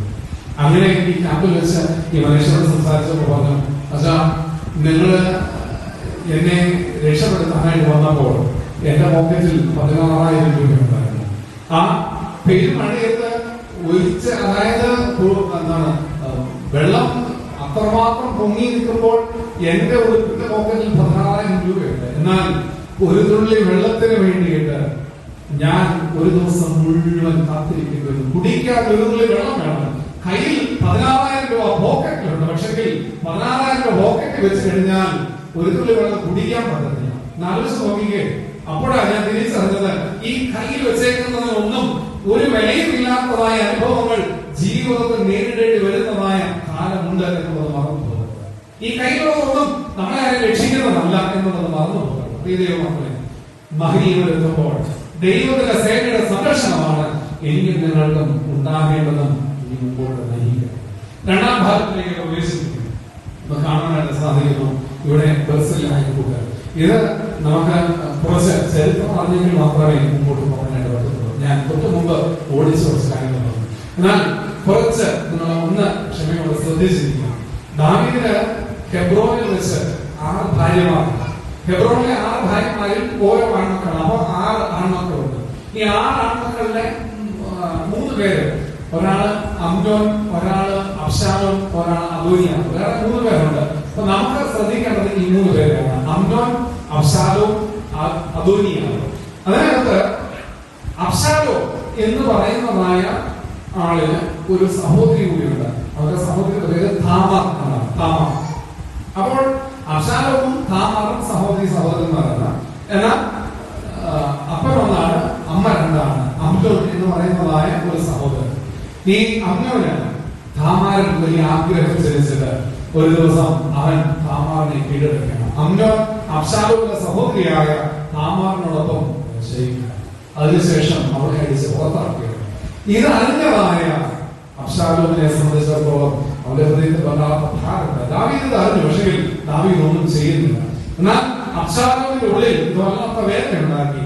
ഈ പെങ്ങളോട് പറഞ്ഞു, പെങ്ങളെ നീ ഒന്നും മിണ്ടണ്ട, അത് നമ്മുടെ സഹോദരനല്ലേ, നീ എന്റെ കൂടെ വന്നോ എന്ന് പറഞ്ഞ ഈ അബ്ശാലോമിന്റെ വീട്ടിൽ അവർ താമസിക്കും. 2 വർഷം കഴിഞ്ഞപ്പോൾ അബ്ശാലോം ദാവീദിന്റെ അടുത്ത് പറയുകയാണ്, ദാവീദേ, രാജാവേ, പിതാവേ, എനിക്ക് ആടുകളെ കത്തിരിക്കുന്നതായ അടിയന്തരമുണ്ട്. ഒരു ചെറിയൊരു പരിപാടി നടക്കുന്നുണ്ട്. അതുകൊണ്ട് നീ വരണം, നമ്മുടെ സഹോദരങ്ങളെ എല്ലാം വരണം. അപ്പോ ദാവീദ് പറഞ്ഞു, നിങ്ങൾ ആരും വരുന്നില്ല, നീ തന്നെ പോയി നടത്തിയിട്ടോ. അബ്ശാലോം പറഞ്ഞു, അങ്ങനെയാണെങ്കിൽ എനിക്ക് വരില്ല, അംനോനെയും കൂടെ വിടണം. അങ്ങനെ അംനോനെയും മറ്റ് സഹോദരങ്ങളെ എല്ലാവരെയും കൂടെ കൂട്ടിക്കൊണ്ട് നേരെ അബ്ശാലോം ഈ ആടുകളുടെ രോമം കത്തിരിക്കുന്നതായ അടിയന്തരത്തിന് അച്ചടക്കിലേക്ക് പോവുകയാണ്. അങ്ങനെ ദൂരം പോയി കഴിഞ്ഞപ്പോൾ അവിടെ വെച്ചിട്ട് അബ്ശാലോം അമ്നോനെ കൊല്ലുകയാണ്. അബ്ശാലോം അമ്നോനെ കൊന്നു കഴിഞ്ഞപ്പോൾ ഇത് രണ്ടും ദാവീദിന്റെ മാത്രം. അബ്ശാലോമിന് തിരികെ ദാവീദിന്റെ അടുക്കിലേക്ക് വരാൻ പറ്റുന്നില്ല. കാരണം അപ്പനമ്മയെ അടിച്ചു കൊണ്ടിട്ടാണ് ഇരിക്കുന്നത്. ഇപ്പൊ തിരിച്ച് അപ്പന്റെ അടുത്തോട്ട് പോകാൻ പറ്റാത്തതുകൊണ്ട് അബ്ശാലോം അവിടെ നിന്ന് ഗശൂർ എന്ന് പറയുന്നതായ ദേശത്ത് പോയി താമസിക്കണം. അവിടുത്തെ രാജാവിന്റെ അടുക്കൽ പോയി 2 വർഷം താമസിച്ചു. 2 വർഷത്തിന് ശേഷം ഈ അബ്ശാലോം വീണ്ടും ദാവീദിന്റെ അടുക്കിലേക്ക് വരാനുള്ള സാഹചര്യമൊക്കെ ഒരുങ്ങി അബ്ശാലോം തിരിച്ച് ദാവീദിന്റെ അടുക്കൽ വന്നു. ദാവീദിന്റെ അടുക്കൽ അവർ ഒരുമിച്ച് താമസിക്കുന്നു. അബ്ശാലോം വന്നു കഴിഞ്ഞപ്പോൾ അവൻ കുറച്ച് ആളുകളെയൊക്കെ കൂട്ടിയിട്ട് അവൻ തന്നെ ദാവീദ് അറിയാതെ ഒരു നേരമായിട്ട് കൂടി. ദാവീദ് കൊട്ടാരത്തിൽ എഴുന്നേറ്റ് വരുന്നതിന് മുമ്പ് തന്നെ കൊട്ടാരത്തിലേക്ക് വരാതിയുമായി വരുന്നതായ ആളുകളെ അവിടെ ഗേറ്റിന്റെ അടുക്കൽ ചെന്ന് അബ്ശാലോം കാണും. എന്തിനാ വന്നത്, എന്താ പ്രശ്നം, ഞാൻ പരിഹരിക്കാം എന്ന് പറഞ്ഞ് അബ്ശാലോം ഈ ആളുകളെ എല്ലാം അവരുടെ പ്രയാസങ്ങളും വേദനകളും ഒക്കെ കണ്ടിട്ട് അവരുടെ പ്രശ്നങ്ങളെ പരിഹരിക്കാൻ തുടങ്ങി. ദാവീദിന്റെ അടുക്കലേക്ക് ആളുകൾ എത്തുന്നതിന് മുമ്പ് തന്നെ അബ്ശാലോം ആളുകളുടെ പ്രയാസങ്ങൾ കേട്ട് ഈ പ്രയാസങ്ങൾ പരിഹരിക്കാൻ തുടങ്ങി. അപ്പോൾ ആളുകൾക്കെല്ലാം ദാവീദിനേക്കാൾ കൂടുതൽ ഇഷ്ടം അബ്ശാലോമിനാണ്. ദാവീദ് നന്നായി പ്രായമായി വരികയാണ്. അബ്ശാലോം ആണെങ്കിൽ വളരെ ചെറുപ്പക്കാരനാണ്. അവിടെ 2 പറയുന്നത് അബ്ശാലോം അടിമുതൽ മുടി വരെ ഒരു ഊനവും ഇല്ലാത്തതായ അതിസുന്ദരനായ മനുഷ്യൻ. വേദപുസ്തകത്തിലെ ഏറ്റവും സുന്ദരനായ മനുഷ്യൻ എന്ന് പറയുന്നത് അബ്ശാലോമിനെയാണ്. അബ്ശാലോം അടിമുതൽ മുടി വരെ ഒരു ഊനവും ഇല്ലാത്തതായ മനുഷ്യൻ പടിവാതിൽക്കൽ ചെന്ന് ജനത്തിന്റെ എല്ലാ പ്രശ്നങ്ങൾ കേട്ട് അതിന് പരിഹാരം കണ്ടെത്തി. ജനത്തെല്ലാം തന്റെ കൂടെ കൂടി. ദാവീദിന്റെ മന്ത്രിയാണ് അഹീത്തോഫൽ. അപ്പോൾ ദാവീദിന്റെ മന്ത്രിയായ ഈ അഹീത്തോഫലിനെയും അബ്ശാലോം കൂടെ കൂടി. അപ്പോ ഇന്നലെ വരെ ദാവീദിന്റെ കൂട്ടത്തിൽ കൊട്ടാരത്തിൽ മന്ത്രിയായിരുന്നതായ അഹീത്തോഫലും ആ നാട്ടിലെ ആളുകൾ മുഴുവൻ അബ്ശാലോമിന്റെ കൂടെ കൂടി എന്നുള്ളതായ വാർത്ത ദാവീദ് അറിഞ്ഞു. ഇത് ദാവീദ് അറിഞ്ഞപ്പോൾ ദാവീദ് കൂടെയുള്ളതായ ആളുകളോട് പറയുകയാണ്, ഈ ഒരു കാരണവശാലും നമ്മൾ നിൽക്കാൻ പാടില്ല. 15 പറയുന്നുണ്ട്, ഓടി രക്ഷപ്പെടും, ഏത് നിമിഷവും ഈ അബ്ശാലോം നമ്മളെ കൊല്ലും. അതുകൊണ്ട് എത്ര പെട്ടെന്ന് ഓടി രക്ഷപ്പെടണം. ദാവീദ് എന്ത് ചെയ്തു, കൊട്ടാരത്തിൽ അവരുടെ കൊട്ടാരം സൂക്ഷിക്കാനായിട്ട് 10 വെപ്പാട്ടിമാരെ കൊട്ടാരത്തിൽ ആക്കിയിട്ട് ദാവീദും അവന്റെ ബാക്കി ഭാര്യ മക്കൾ എല്ലാവരും അവരുടെ കൂടെ നിൽക്കുന്നതായ ആളുകളും എല്ലാം കൂടി ചേർന്ന് അത് തന്നെ ആയിരക്കണക്കിന് ആളുകളുണ്ട് കേട്ടോ. 18-ാം അധ്യായം 1-ാം വാക്യത്തിൽ നമുക്ക് കാണാൻ സാധിക്കുന്നത് അവൻ സഹസ്രാധിപന്മാരെയും ശതാധിപന്മാരെയൊക്കെ നിയമിച്ചു. അപ്പോ ആയിരക്കണക്കിന് ആളുകളുമായിട്ട് ദാവീദ് അവിടെ ഒളിച്ചോടുകയാണ്. അങ്ങനെ ഒളിച്ചോടി എവിടേക്കാണ് പോകേണ്ടതെന്നും അറിയാതെ ഓരോ ദിവസങ്ങൾ മുമ്പോട്ട് പോകുകയാണ്. ഈ യാത്രയിൽ അവിടെ വെച്ച് ശിമയി എന്ന് പറയുന്നതായ ഒരു മനുഷ്യനെ കാണുന്നുണ്ട്. ശിമയി എന്ന് പറയുന്നതായ മനുഷ്യൻ അവൻ ശൗലിന്റെ ഗോത്രം, ബെന്യാമീൻ ഗോത്രത്തിലുള്ള ആളാണ്. അപ്പോൾ ശിമയുടെ ആഗ്രഹം എന്ന് പറയുന്നത് ശൗലിന്റെ വീട്ടിൽ നിന്ന്, അതായത് എന്റെ ഗോത്രത്തിൽ നിന്ന് തന്നെ വേണം ഇനിയും ഇവിടെ ഭരണം നടത്താൻ, രാജാവായിട്ട് വരാൻ. പക്ഷേ ദാവീദ് രാജാവായതുകൊണ്ട് ശിമയ്ക്ക് ഭയങ്കര എതിരായിരുന്നു. ഇപ്പോൾ ദാവീദ് ഭരണത്തിൽ നിന്ന് മാറി ഇനി എന്ത് വേണേലും ചെയ്യാം. ശിമയി നേരെ ദാവീദിന്റെ അടുക്കൽ ചെന്നിട്ട് അവന്റെ കഴുത്തിൽ പിടിച്ചിട്ട് പറഞ്ഞു, ദാവീദേ നീ പോ, നീ വഞ്ചകനാണ്, നീ സതിയനാണ്, നീ രക്തപാതകനാണ്, നീ പോ എന്നൊക്കെ പറഞ്ഞിട്ട് ശിമയി ദാവീദിനെ ശപിക്കുകയാണ്. ദാവീദ് രക്ഷവും വേണ്ടുന്നില്ല. ദാവീദിനോട് ആളുകൾ ചോദിച്ചു, ഇവരെ തട്ടിയേക്കട്ടെ, തീർത്തേക്കട്ടെ. ദാവീദ് പറഞ്ഞു, ഒന്നും വേണ്ട, ഒരുപക്ഷെ ദൈവമാണ് എന്നോട് പറഞ്ഞേക്കുന്നതെങ്കിൽ ഞാൻ എന്തിനാ അതിനെതിരെ നിൽക്കുന്നത്, ഒന്നും വേണ്ട എന്ന് പറഞ്ഞ് അവർ അവിടുന്ന് പോവുകയാണ്. ഇങ്ങനെ മുമ്പോട്ട് പോകുന്നതായ സമയത്ത് ദാവീദിനെ അന്വേഷിച്ച് അബ്ശാലോം കൂട്ടരും തൊട്ടുപുറകെ പിന്നെയും വരുന്നുണ്ട്. ഒരു കാരണവശാലും ദാവീദിനെ വിടത്തില്ല എന്ന് പറഞ്ഞുകൊണ്ടായി അബ്ശാലോം കൂട്ടർ വരുന്നത്. ഈ ഓട്ടത്തിലാണ് ദാവീദ് മഹനീയമിലെത്തുന്നത്. മഹനീയമിലെത്തി കഴിഞ്ഞു. മഹനീയമിലെത്തി അതിനുശേഷം അവിടെ കാണുന്നത് അവന്റെ കൂട്ടത്തെ 3ആയിട്ട് തിരിച്ച് യുദ്ധത്തിന് പുതിയ തന്ത്രങ്ങൾ മെനഞ്ഞുകൊണ്ട്, ദൈവത്തിന്റെ പദ്ധതികൾ ആരാഞ്ഞുകൊണ്ട് പുതിയ തന്ത്രങ്ങൾ മെനഞ്ഞ് അവൻ വീണ്ടും യുദ്ധത്തിന് ഇറങ്ങിയാണ്. ആ യുദ്ധത്തിൽ വെച്ചിട്ട് യോവാബ് എന്ന് പറയുന്നതായ ദാവീദിന്റെ സേനാപതി, യോവാബ് എന്ന് പറയുന്ന ദാവീദിന്റെ സേനാപതി ഈ അബ്ശാലോമിനെ കൊല്ലുകയാണ്. വലിയൊരു യുദ്ധം നടക്കുകയാണ്. ആ യുദ്ധത്തിൽ ഞാൻ പറഞ്ഞു, അബ്ശാലോം നല്ല സുന്ദരനായ ഒരു ചെറുപ്പക്കാരനാണ്. അവൻ കൗരവരുടെ പുറത്ത് തോന്നുമായ സമയത്ത് ആ പാഴ് കിടക്കുന്ന മുടി, നീട്ടി വളർത്തിയിരിക്കുന്ന മുടി കരുവേലകത്തിൽ കുരുങ്ങി. കാറ്റത്ത് കരുവേലകത്തിൽ കുരുങ്ങി കൗരവരുടെ മുന്നോട്ട് ഓടിപ്പോയി. അബ്ശാലോം ഇപ്പോൾ കരുവേലകത്തിൽ മുടി കുരുങ്ങി താഴെ തറയിലുമല്ല, ഒരു മധ്യഭാഗത്ത് ഇങ്ങനെ നിൽക്കുകയാണ്, തൂങ്ങി നിൽക്കുകയാണ്. എന്ത് ചെയ്യണം? ഈ വിവരം ദാവീദിന്റെ സേനാനായകനായ യോവാബ് പറഞ്ഞു. ദാവീദ് യുദ്ധത്തിന് പോകുമ്പോൾ അവരുടെ എല്ലാവരോടും പറഞ്ഞു, ഈ യുദ്ധം ജയിക്കുന്നത് നമ്മൾ, പക്ഷേ കാരണവശാലും അബ്ശാലോമിനെ നിങ്ങൾ ആരും ഒന്നും ചെയ്യരുത്, അവനെ ജീവനോടെ തിരിച്ചു കൊണ്ടുവരണം. അതെന്റെ മകനാണ്, അവൻ എന്റെ മകൻ, എന്ത് തെറ്റ് ചെയ്താലും സാധിക്കില്ല, അവൻ എന്റെ മകനാണ്, അവനെ നിങ്ങൾ ആരൊന്നും ചെയ്യരുത് എന്ന് പറഞ്ഞിട്ടാണ്, പ്രത്യേകം പറഞ്ഞിട്ടാണ് യുദ്ധത്തിൽ കയറി വിട്ടത്. പക്ഷെങ്കിൽ യോവാബ് ഈ സമയം നോക്കി നേരെ 3 കുന്തം കൊണ്ട് ചെന്നിട്ട് തൂങ്ങിക്കിടക്കുന്ന മുടി വീങ്ങിക്കിടക്കുന്നതായ അബ്ശാലോമിന്റെ നെഞ്ചത്ത് കുത്തി ഇറക്കി അവനെ കൊല്ലുകയും ദാവീദ് പറഞ്ഞു. ഏറെ സങ്കടപ്പെട്ടു. ഇതിനെ എന്തായി? യുദ്ധം ജയിച്ചു. ദാവീദ് തിരിച്ച് യെരൂശലേമിലേക്ക് പോകുകയാണ്. ദാവീദ് തിരിച്ച് യെരൂശലേമിലേക്ക് പോകുമ്പോൾ ആ യോർദാൻ നദിയിൽ വെച്ച് വീണ്ടും ബർസില്ലായിയെ കൂട്ടരെ കാണുന്നു. അതാണ് നമ്മൾ പാഠഭാഗമായി വായിച്ചു കേട്ട 19-ാം അധ്യായത്തിന്റെ 31 വരെ വാക്യങ്ങൾ. അവിടെ ദാവീദ് യുദ്ധം ജയിച്ച് രാജാവാകാനായിട്ട് വീണ്ടും യെരൂശലേമിലേക്ക് പോകുമ്പോൾ ബർസില്ലായി വന്നു. ബർസില്ലായി വന്നപ്പോൾ ദാവീദ് ബർസില്ലായോട് പറഞ്ഞു, ബർസില്ലായി, ഇനി നീ ഒളിക്കണ്ട, നീ എന്റെ കൂടെ കൊട്ടാരത്തിൽ, യെരൂശലേമിൽ എന്റെ കൂടെ കൊട്ടാരത്തിൽ നീ കഴിയേണ്ടതാ, എന്നോടൊപ്പം ഭക്ഷണമേശം നീ പങ്കിടേണ്ടതാ.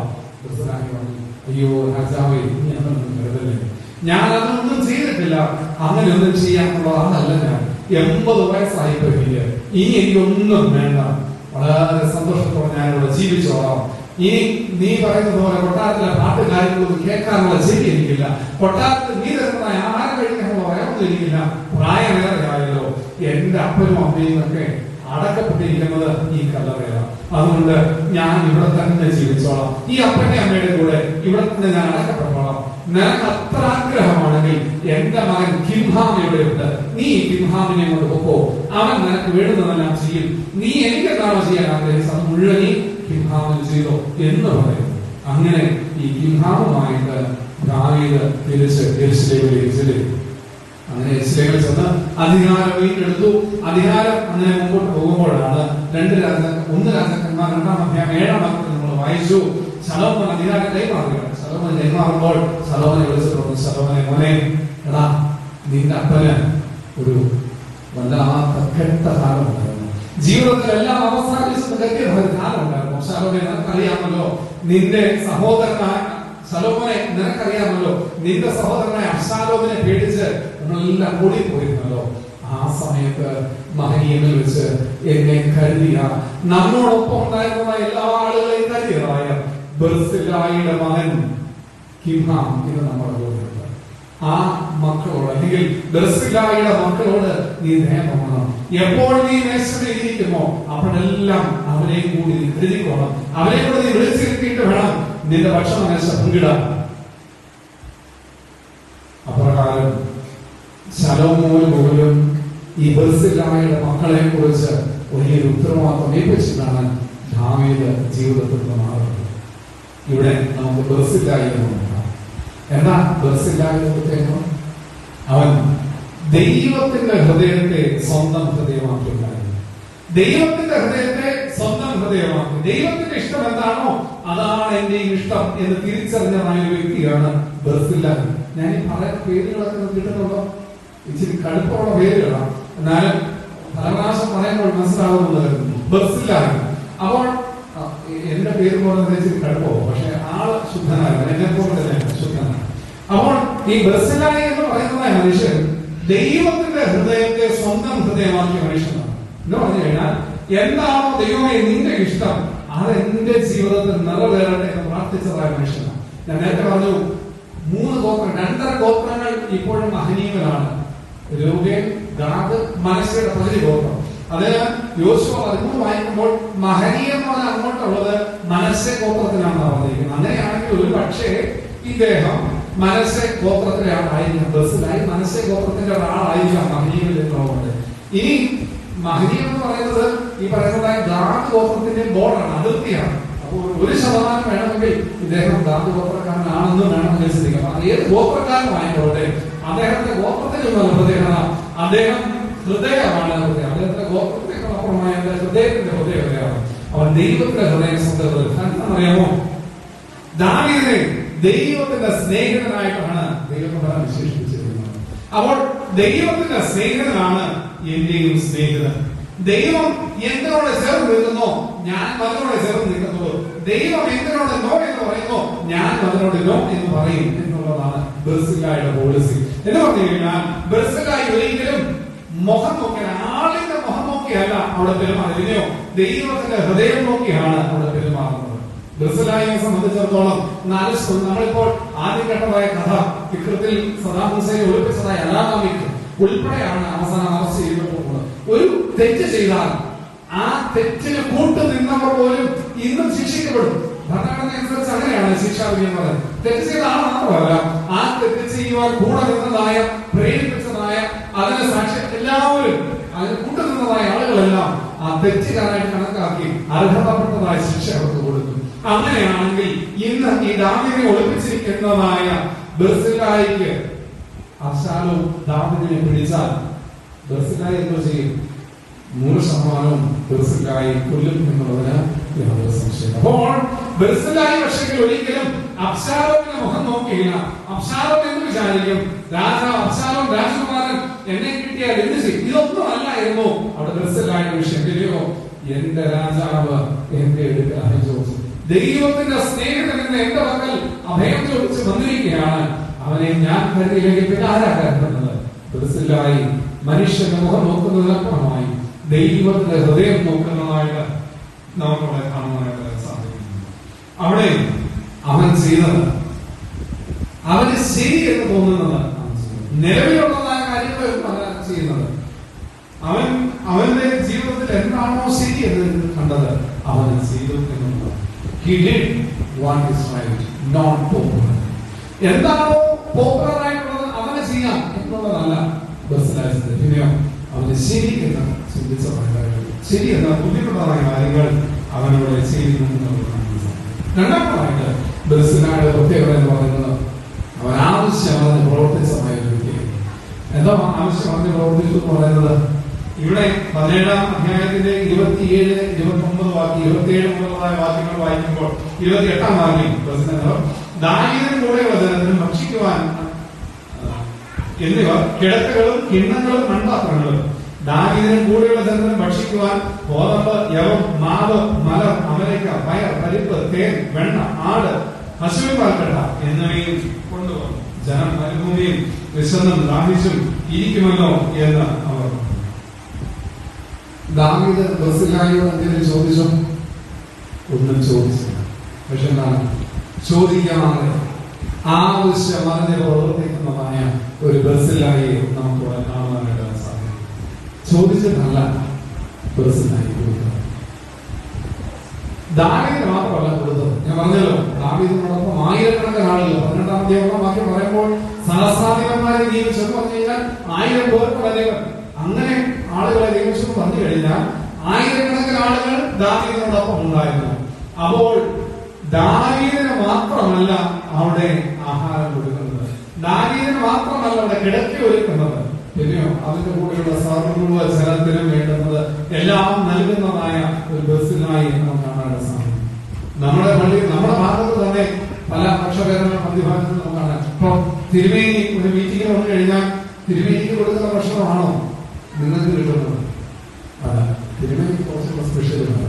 ഈ തിരുമേനിക്ക് കിട്ടുന്നത് എല്ലാം ഒന്നും കിട്ടിയില്ലെങ്കിലും കുറച്ചുകൂടെ അച്ഛന്മാർക്ക് നിങ്ങൾക്ക് കിട്ടുന്നതിനേക്കാൾ കുറച്ചുകൂടെ അച്ഛന്മാർക്ക് കിട്ടും. ഈ അച്ഛന്മാർക്ക് കിട്ടുന്ന എല്ലാം ശുശ്രൂഷകർക്ക് കപ്പയാർന്ന് കിട്ടുമോ? അതെന്താണ്? ഇതിനകത്ത് തന്നെ വ്യത്യാസമുണ്ട്. തിരുമേനിയാണെങ്കിൽ ഇത്രയും കൊടുക്കണം, അച്ഛനാണെങ്കിൽ ഇത്രയും മതി, കപ്പയാരാണെങ്കിൽ ഇത്രയൊക്കെ മതി, ജനങ്ങളെ പാർക്കുന്നത് ഭിക്ഷക്കാരാണെങ്കിൽ അങ്ങനെയൊക്കെ മതി. അതിന്റെ എന്താണ് ബർസില്ലായിയെ സംബന്ധിച്ചിടത്തോളം അങ്ങനെ ദാവീദ് മുതൽ ഇനി ഏറ്റവും താഴെയുള്ള ആളുകളെയും ഒരുപോലെ ഒറ്റ ഒരാളോടും അവൻ എന്താണ് ചോദിച്ചില്ല. ഒരാൾ പോലും ചോദിച്ചിട്ടല്ല കൊടുക്കുന്നത്. അവർക്ക് ആവശ്യമുള്ളത് എന്ത് എന്ന് നോക്കി നൽകുന്നു എന്നുള്ളതാണ്. ഇവിടെ നമ്മൾ വായിച്ചു കേട്ടില്ലേ, പശുവിന് ആവശ്യമില്ല പാൽ, വെണ്ണയും തേനും, എന്താണ് ആടുമാടുകൾ എന്ന് പറഞ്ഞാൽ ബിരിയാണി എല്ലാം, മട്ടൻ ബിരിയാണി, ബീഫ് ബിരിയാണി ഒക്കെ ഡെയിലി അടിച്ച് പൊട്ടിച്ച് അവർക്ക് വേണ്ടി ചിലവാക്കുന്നതായ ഒരു ബർസില്ലായിയെ കാണാനായിട്ട് സാധിക്കുന്നത്. അപ്പോൾ ഒന്നും ചോദിച്ചിട്ടാണ് കൊടുക്കുന്നത്. അങ്ങനെ നമ്മൾ കൊടുക്കാൻ കഴിയും. ഇവിടെ ദാവീദ് 1 രാജാക്കന്മാർ 2:7 പറയുന്നുണ്ട്, അബ്ശാലോമിന്റെ അടുക്കൽ നിന്ന് നമ്മൾ ഓടിപ്പോയപ്പോൾ അവൻ അങ്ങനെ തന്നെ നമ്മളോട് ചെയ്തു. എങ്ങനെ ചെയ്തു? അവൻ ദൈവ കരുണയോട് കൂടി നമ്മളോട് പ്രവർത്തിച്ചു വരുന്നു. 80 വയസ്സുള്ളതായ മനുഷ്യനെ സംബന്ധിച്ചിടത്തോളം ഒരു പിതാവിന്റെ വാത്സല്യം എന്താണോ, ഒരു പിതാവിന്റെ മക്കളോട് കൊച്ചുമക്കളോടുള്ള സ്നേഹം എങ്ങനെയാണോ, അതേ സ്നേഹത്തിൽ ബർസിലായി അവിടെ കൂടിയിരുന്നതായ കൂട്ടത്തെ കണ്ടു എന്നുള്ളതാണ് നമുക്ക് കാണാനായിട്ട് സാധിക്കുന്നത്. അവരുടെ ജീവിതത്തിൽ അവർക്ക് ആവശ്യമായത് മുഴുവൻ ചോദിക്കാതെ കൊടുത്തു എന്നുള്ളതാണ്. ഇവിടെ ആലോചിച്ച് നോക്കുകയും ഇവരുടെ വിശന്നപ്പോൾ ചെയ്തു, ആവശ്യത്തിന് ആഹാരം കൊടുത്തു. ഇവർക്ക് ദാഹിച്ചപ്പോൾ ചെയ്തു, ആവശ്യത്തിന് കൊടുത്തു. ഇവർക്ക് കിടക്കാൻ സ്ഥലമില്ലായിരുന്നു, ആവശ്യത്തിന് കിടക്കാൻ സ്ഥലം. ഇതൊക്കെ എവിടെയും കേട്ടിട്ടുണ്ടോ? വേറെ പുസ്തകത്തിൽ വേറെ എവിടെയും കേട്ടിട്ടുണ്ടോ? മത്തായിയുടെ സുവിശേഷം 25-ാം അധ്യായത്തിന്റെ അവസാന ഭാഗങ്ങളിലേക്ക് വരുമ്പോൾ കാണാനായിട്ട് സാധിക്കുന്നുണ്ട്. അവൻ വലത്തുള്ളവരോട് അരുളി ചെയ്തു, നിങ്ങൾ എന്റെ പിതാവിനാൽ അനുഗ്രഹിക്കപ്പെട്ടവർ, എന്റെ സന്തോഷത്തേക്ക് വരണം. കാരണം എനിക്ക് വിശന്നു, അപ്പോൾ നിങ്ങൾ എനിക്ക് ഭക്ഷിപ്പാൻ തന്നു. എനിക്ക് ദാഹിച്ചു, അപ്പോൾ നിങ്ങൾ എനിക്ക് കുടിപ്പാൻ തന്നു. ഞാൻ നഗ്നനായിരുന്നു, അപ്പോൾ നിങ്ങൾ എന്നെ ഉടുപ്പിച്ചു. ഞാൻ തടവിലായിരുന്നു, നിങ്ങൾ എന്നെ കാണാൻ വന്നു. എന്റെ ജീവിതത്തിൽ വല്ലാത്ത പ്രയാസങ്ങളും ബുദ്ധിമുട്ടുകളൊക്കെ അനുഭവിച്ചപ്പോൾ നിങ്ങൾ എന്നോടൊപ്പം ഉണ്ടായിരുന്നു. അത് കഴിഞ്ഞപ്പോൾ ഇവര് ചോദിക്കുന്ന ഒരു ചോദ്യമുണ്ട്, അയ്യോ ഇതെപ്പോഴാണ്? ഞങ്ങൾ അറിഞ്ഞില്ലല്ലോ, ഇതൊന്നും ഞങ്ങൾ ചെയ്യുന്നതായിട്ട് ഞങ്ങൾക്ക് അറിയത്തില്ല. കാരണം ഒരാൾ പോലും ഞങ്ങളോട് ആഹാരം ചോദിച്ച് വന്നിട്ടില്ല, ഒരാൾ പോലും ഞങ്ങളോട് ഇച്ചിരി വെള്ളം തായെന്ന് പറഞ്ഞ് വന്നിട്ടില്ല. പിന്നെ എപ്പോഴാണ് ഞങ്ങൾ ഇതൊക്കെ ചെയ്തത്? മനസ്സിലായോ? അപ്പോ ചോദിച്ച് വന്ന് മേടിക്കുന്നതും കൊടുക്കുന്നതുമല്ല, ചോദിക്കാതെ ഒരു മനുഷ്യന്റെ ആവശ്യം കണ്ടത് ചെയ്യുമ്പോഴാണ് എനിക്കും നിങ്ങൾക്കും സ്വർഗത്തിന്റെ പ്രതിഫലമുണ്ട്. അതാണ് പറയുന്നത്, നീ ഇങ്ങോട്ട് വലത്തോട്ട് മാറുന്നില്ല, എന്റെ പിതാവിനാൽ അനുഗ്രഹിക്കപ്പെട്ടവർ എന്നുള്ളതായ ഒരു വിളിക്ക് കേൾക്കണം എന്നുണ്ടെങ്കിൽ മക്കളെ ചോദിക്കാതെ നമുക്ക് നൽകുവാൻ കഴിയുമ്പോൾ മാത്രം. ഇവിടെ ഈ ബർസിലായി കൊടുത്തതായ ഭക്ഷണം നമ്മൾ ശ്രദ്ധിച്ചു അല്ലെ, അവന്റെ ജീവിതത്തിൽ അവനുള്ളതെല്ലാം കൊടുത്തു എന്ന് നമുക്ക് കാണാൻ സാധിക്കുന്നത്. കാരണം തൊട്ട് തലേന്ന് വരെ ദാവീദ് അവന്റെ കൊട്ടാരത്തിൽ കഴിച്ചതായ ആഹാരങ്ങൾ നോക്കിക്കേ, രാജകീയ മന്തിഭോജനം. ഇന്ന് നമ്മുടെയൊക്കെ വീട്ടിൽ നമ്മൾ കഴിക്കുന്നതാണോ നമ്മുടെ മന്ത്രിമാരുടെ വീട്ടിൽ കഴിക്കുന്നത്, നമ്മുടെ മുഖ്യമന്ത്രി കഴിക്കുന്നത്, നമ്മൾ കഴിക്കുന്നതാണോ? അവർക്ക് ഈ കേരളത്തിൽ കിട്ടാവുന്നതിൽ ഏറ്റവും ബെസ്റ്റ്, കേരളം എന്ന് പറയാൻ പറ്റില്ല, ഈ ഇവിടെ ഏത് നാട്ടിൽ കിട്ടാവുന്നതിലും ഏറ്റവും ബെസ്റ്റ് ആണ് അവർ കഴിക്കുന്നത്. ശരിയാണ്. അങ്ങനെയാണെങ്കിൽ ഒരു രാജകൊട്ടാരത്തിന്റെ ഭക്ഷണമേശം ആലോചിച്ച് നോക്കുകയും നമുക്ക് ചിന്തിക്കാൻ പറ്റത്തില്ല. അത്രമാത്രം വലിയ ഒരു വിഭവ സമൃദ്ധമായ ഒരനുഭവമായിരിക്കാം ആ പന്തിഭോജനത്തിൽ, രാജകീയ പന്തിഭോജനത്തിൽ അവിടെ വെച്ചിരിക്കുന്നത്. എന്നാൽ ദാവീദ് ഇന്ന് കഴിച്ചതായ ഈ ഗോതമ്പും ഈ യവ കൊണ്ടുള്ളതായ ചപ്പാത്തിയും അല്ലെങ്കിൽ ഗോതമ്പ് കൊണ്ടുള്ള ചപ്പാത്തിയും ഈ ചെറിയ വെണ്ണയും ഈ ചെറിയ തേയിലുമൊക്കെ ഇന്നലെ കൊട്ടാരത്തിൽ കഴിച്ചതായ ആ വലിയ കുഴിമന്തിയേക്കാൾ എത്രയോ രുചിയാണ് ഇപ്പോൾ. ആലോചിച്ച് നോക്കിയിട്ടുണ്ടോ? ഇന്നലെ അധികാരത്തിൽ ഇരുന്നപ്പോൾ ലഭിച്ചതായ എല്ലാ സമൃദ്ധിയേക്കാളും ഇന്ന് അവന് ഏറ്റവും രുചികരമായി തോന്നിയത് ഈ പ്രതിസന്ധിയുടെ മധ്യത്തിൽ കിട്ടിയതായ ആഹാരത്തിനാണ്. ജീവിതത്തിൽ എല്ലാ സുഖങ്ങളുടെയും നന്മകളുടെയും മധ്യത്തിൽ അവൻ അനുഭവിച്ചതായ ആ സമൃദ്ധിയുടെ അല്ലെങ്കിൽ ആ വലിയ രുചിയേക്കാൾ ഇന്ന് അവനേറെ പ്രിയപ്പെട്ടത്, അവൻ ഏറ്റവും രുചികരമായി തോന്നിയത് ഇവിടെ ഈ കിടങ്ങിൽ ഇവിടെ കഴിക്കുന്നതായ ഈ ആഹാരത്തിലാണ്. മൂന്നാമതായിട്ട് നമുക്ക് കാണാൻ സാധിക്കുന്നത്, ഈ ബർസിലായെ സംബന്ധിച്ചിടത്തോളം അവൻ ദൈവിക പദ്ധതി നിറവേറ്റിയതായ ഒരു മനുഷ്യനാണ്. ദൈവിക പദ്ധതി നിറവേറ്റാന്ന് പറഞ്ഞില്ല, ഇവിടെ പറയുന്നുണ്ട്, അയ്യോ രാജാവേ ഞാൻ വരുന്നില്ല, എനിക്ക് 80 വയസ്സാണ്, ഇനി അധികം കാലം ഒന്നും എനിക്കില്ല, ഞാൻ ഇവിടെ തന്നെ കുടിക്കണം. അങ്ങനെ വലിയ കേൾവി, നീ പാടുന്ന അവിടെ വല്ല പാട്ടുകൾ, നീ വലിയ പാട്ടുകാരല്ലേ, അവൻ വലിയ പാട്ടുകാരനാണ്, നീ പാടുന്ന പാട്ടോ നിന്റെ കൊട്ടാരത്തിലെ വേറെ പാട്ടോ എനിക്ക് കേൾക്കാൻ പറ്റുന്നത്.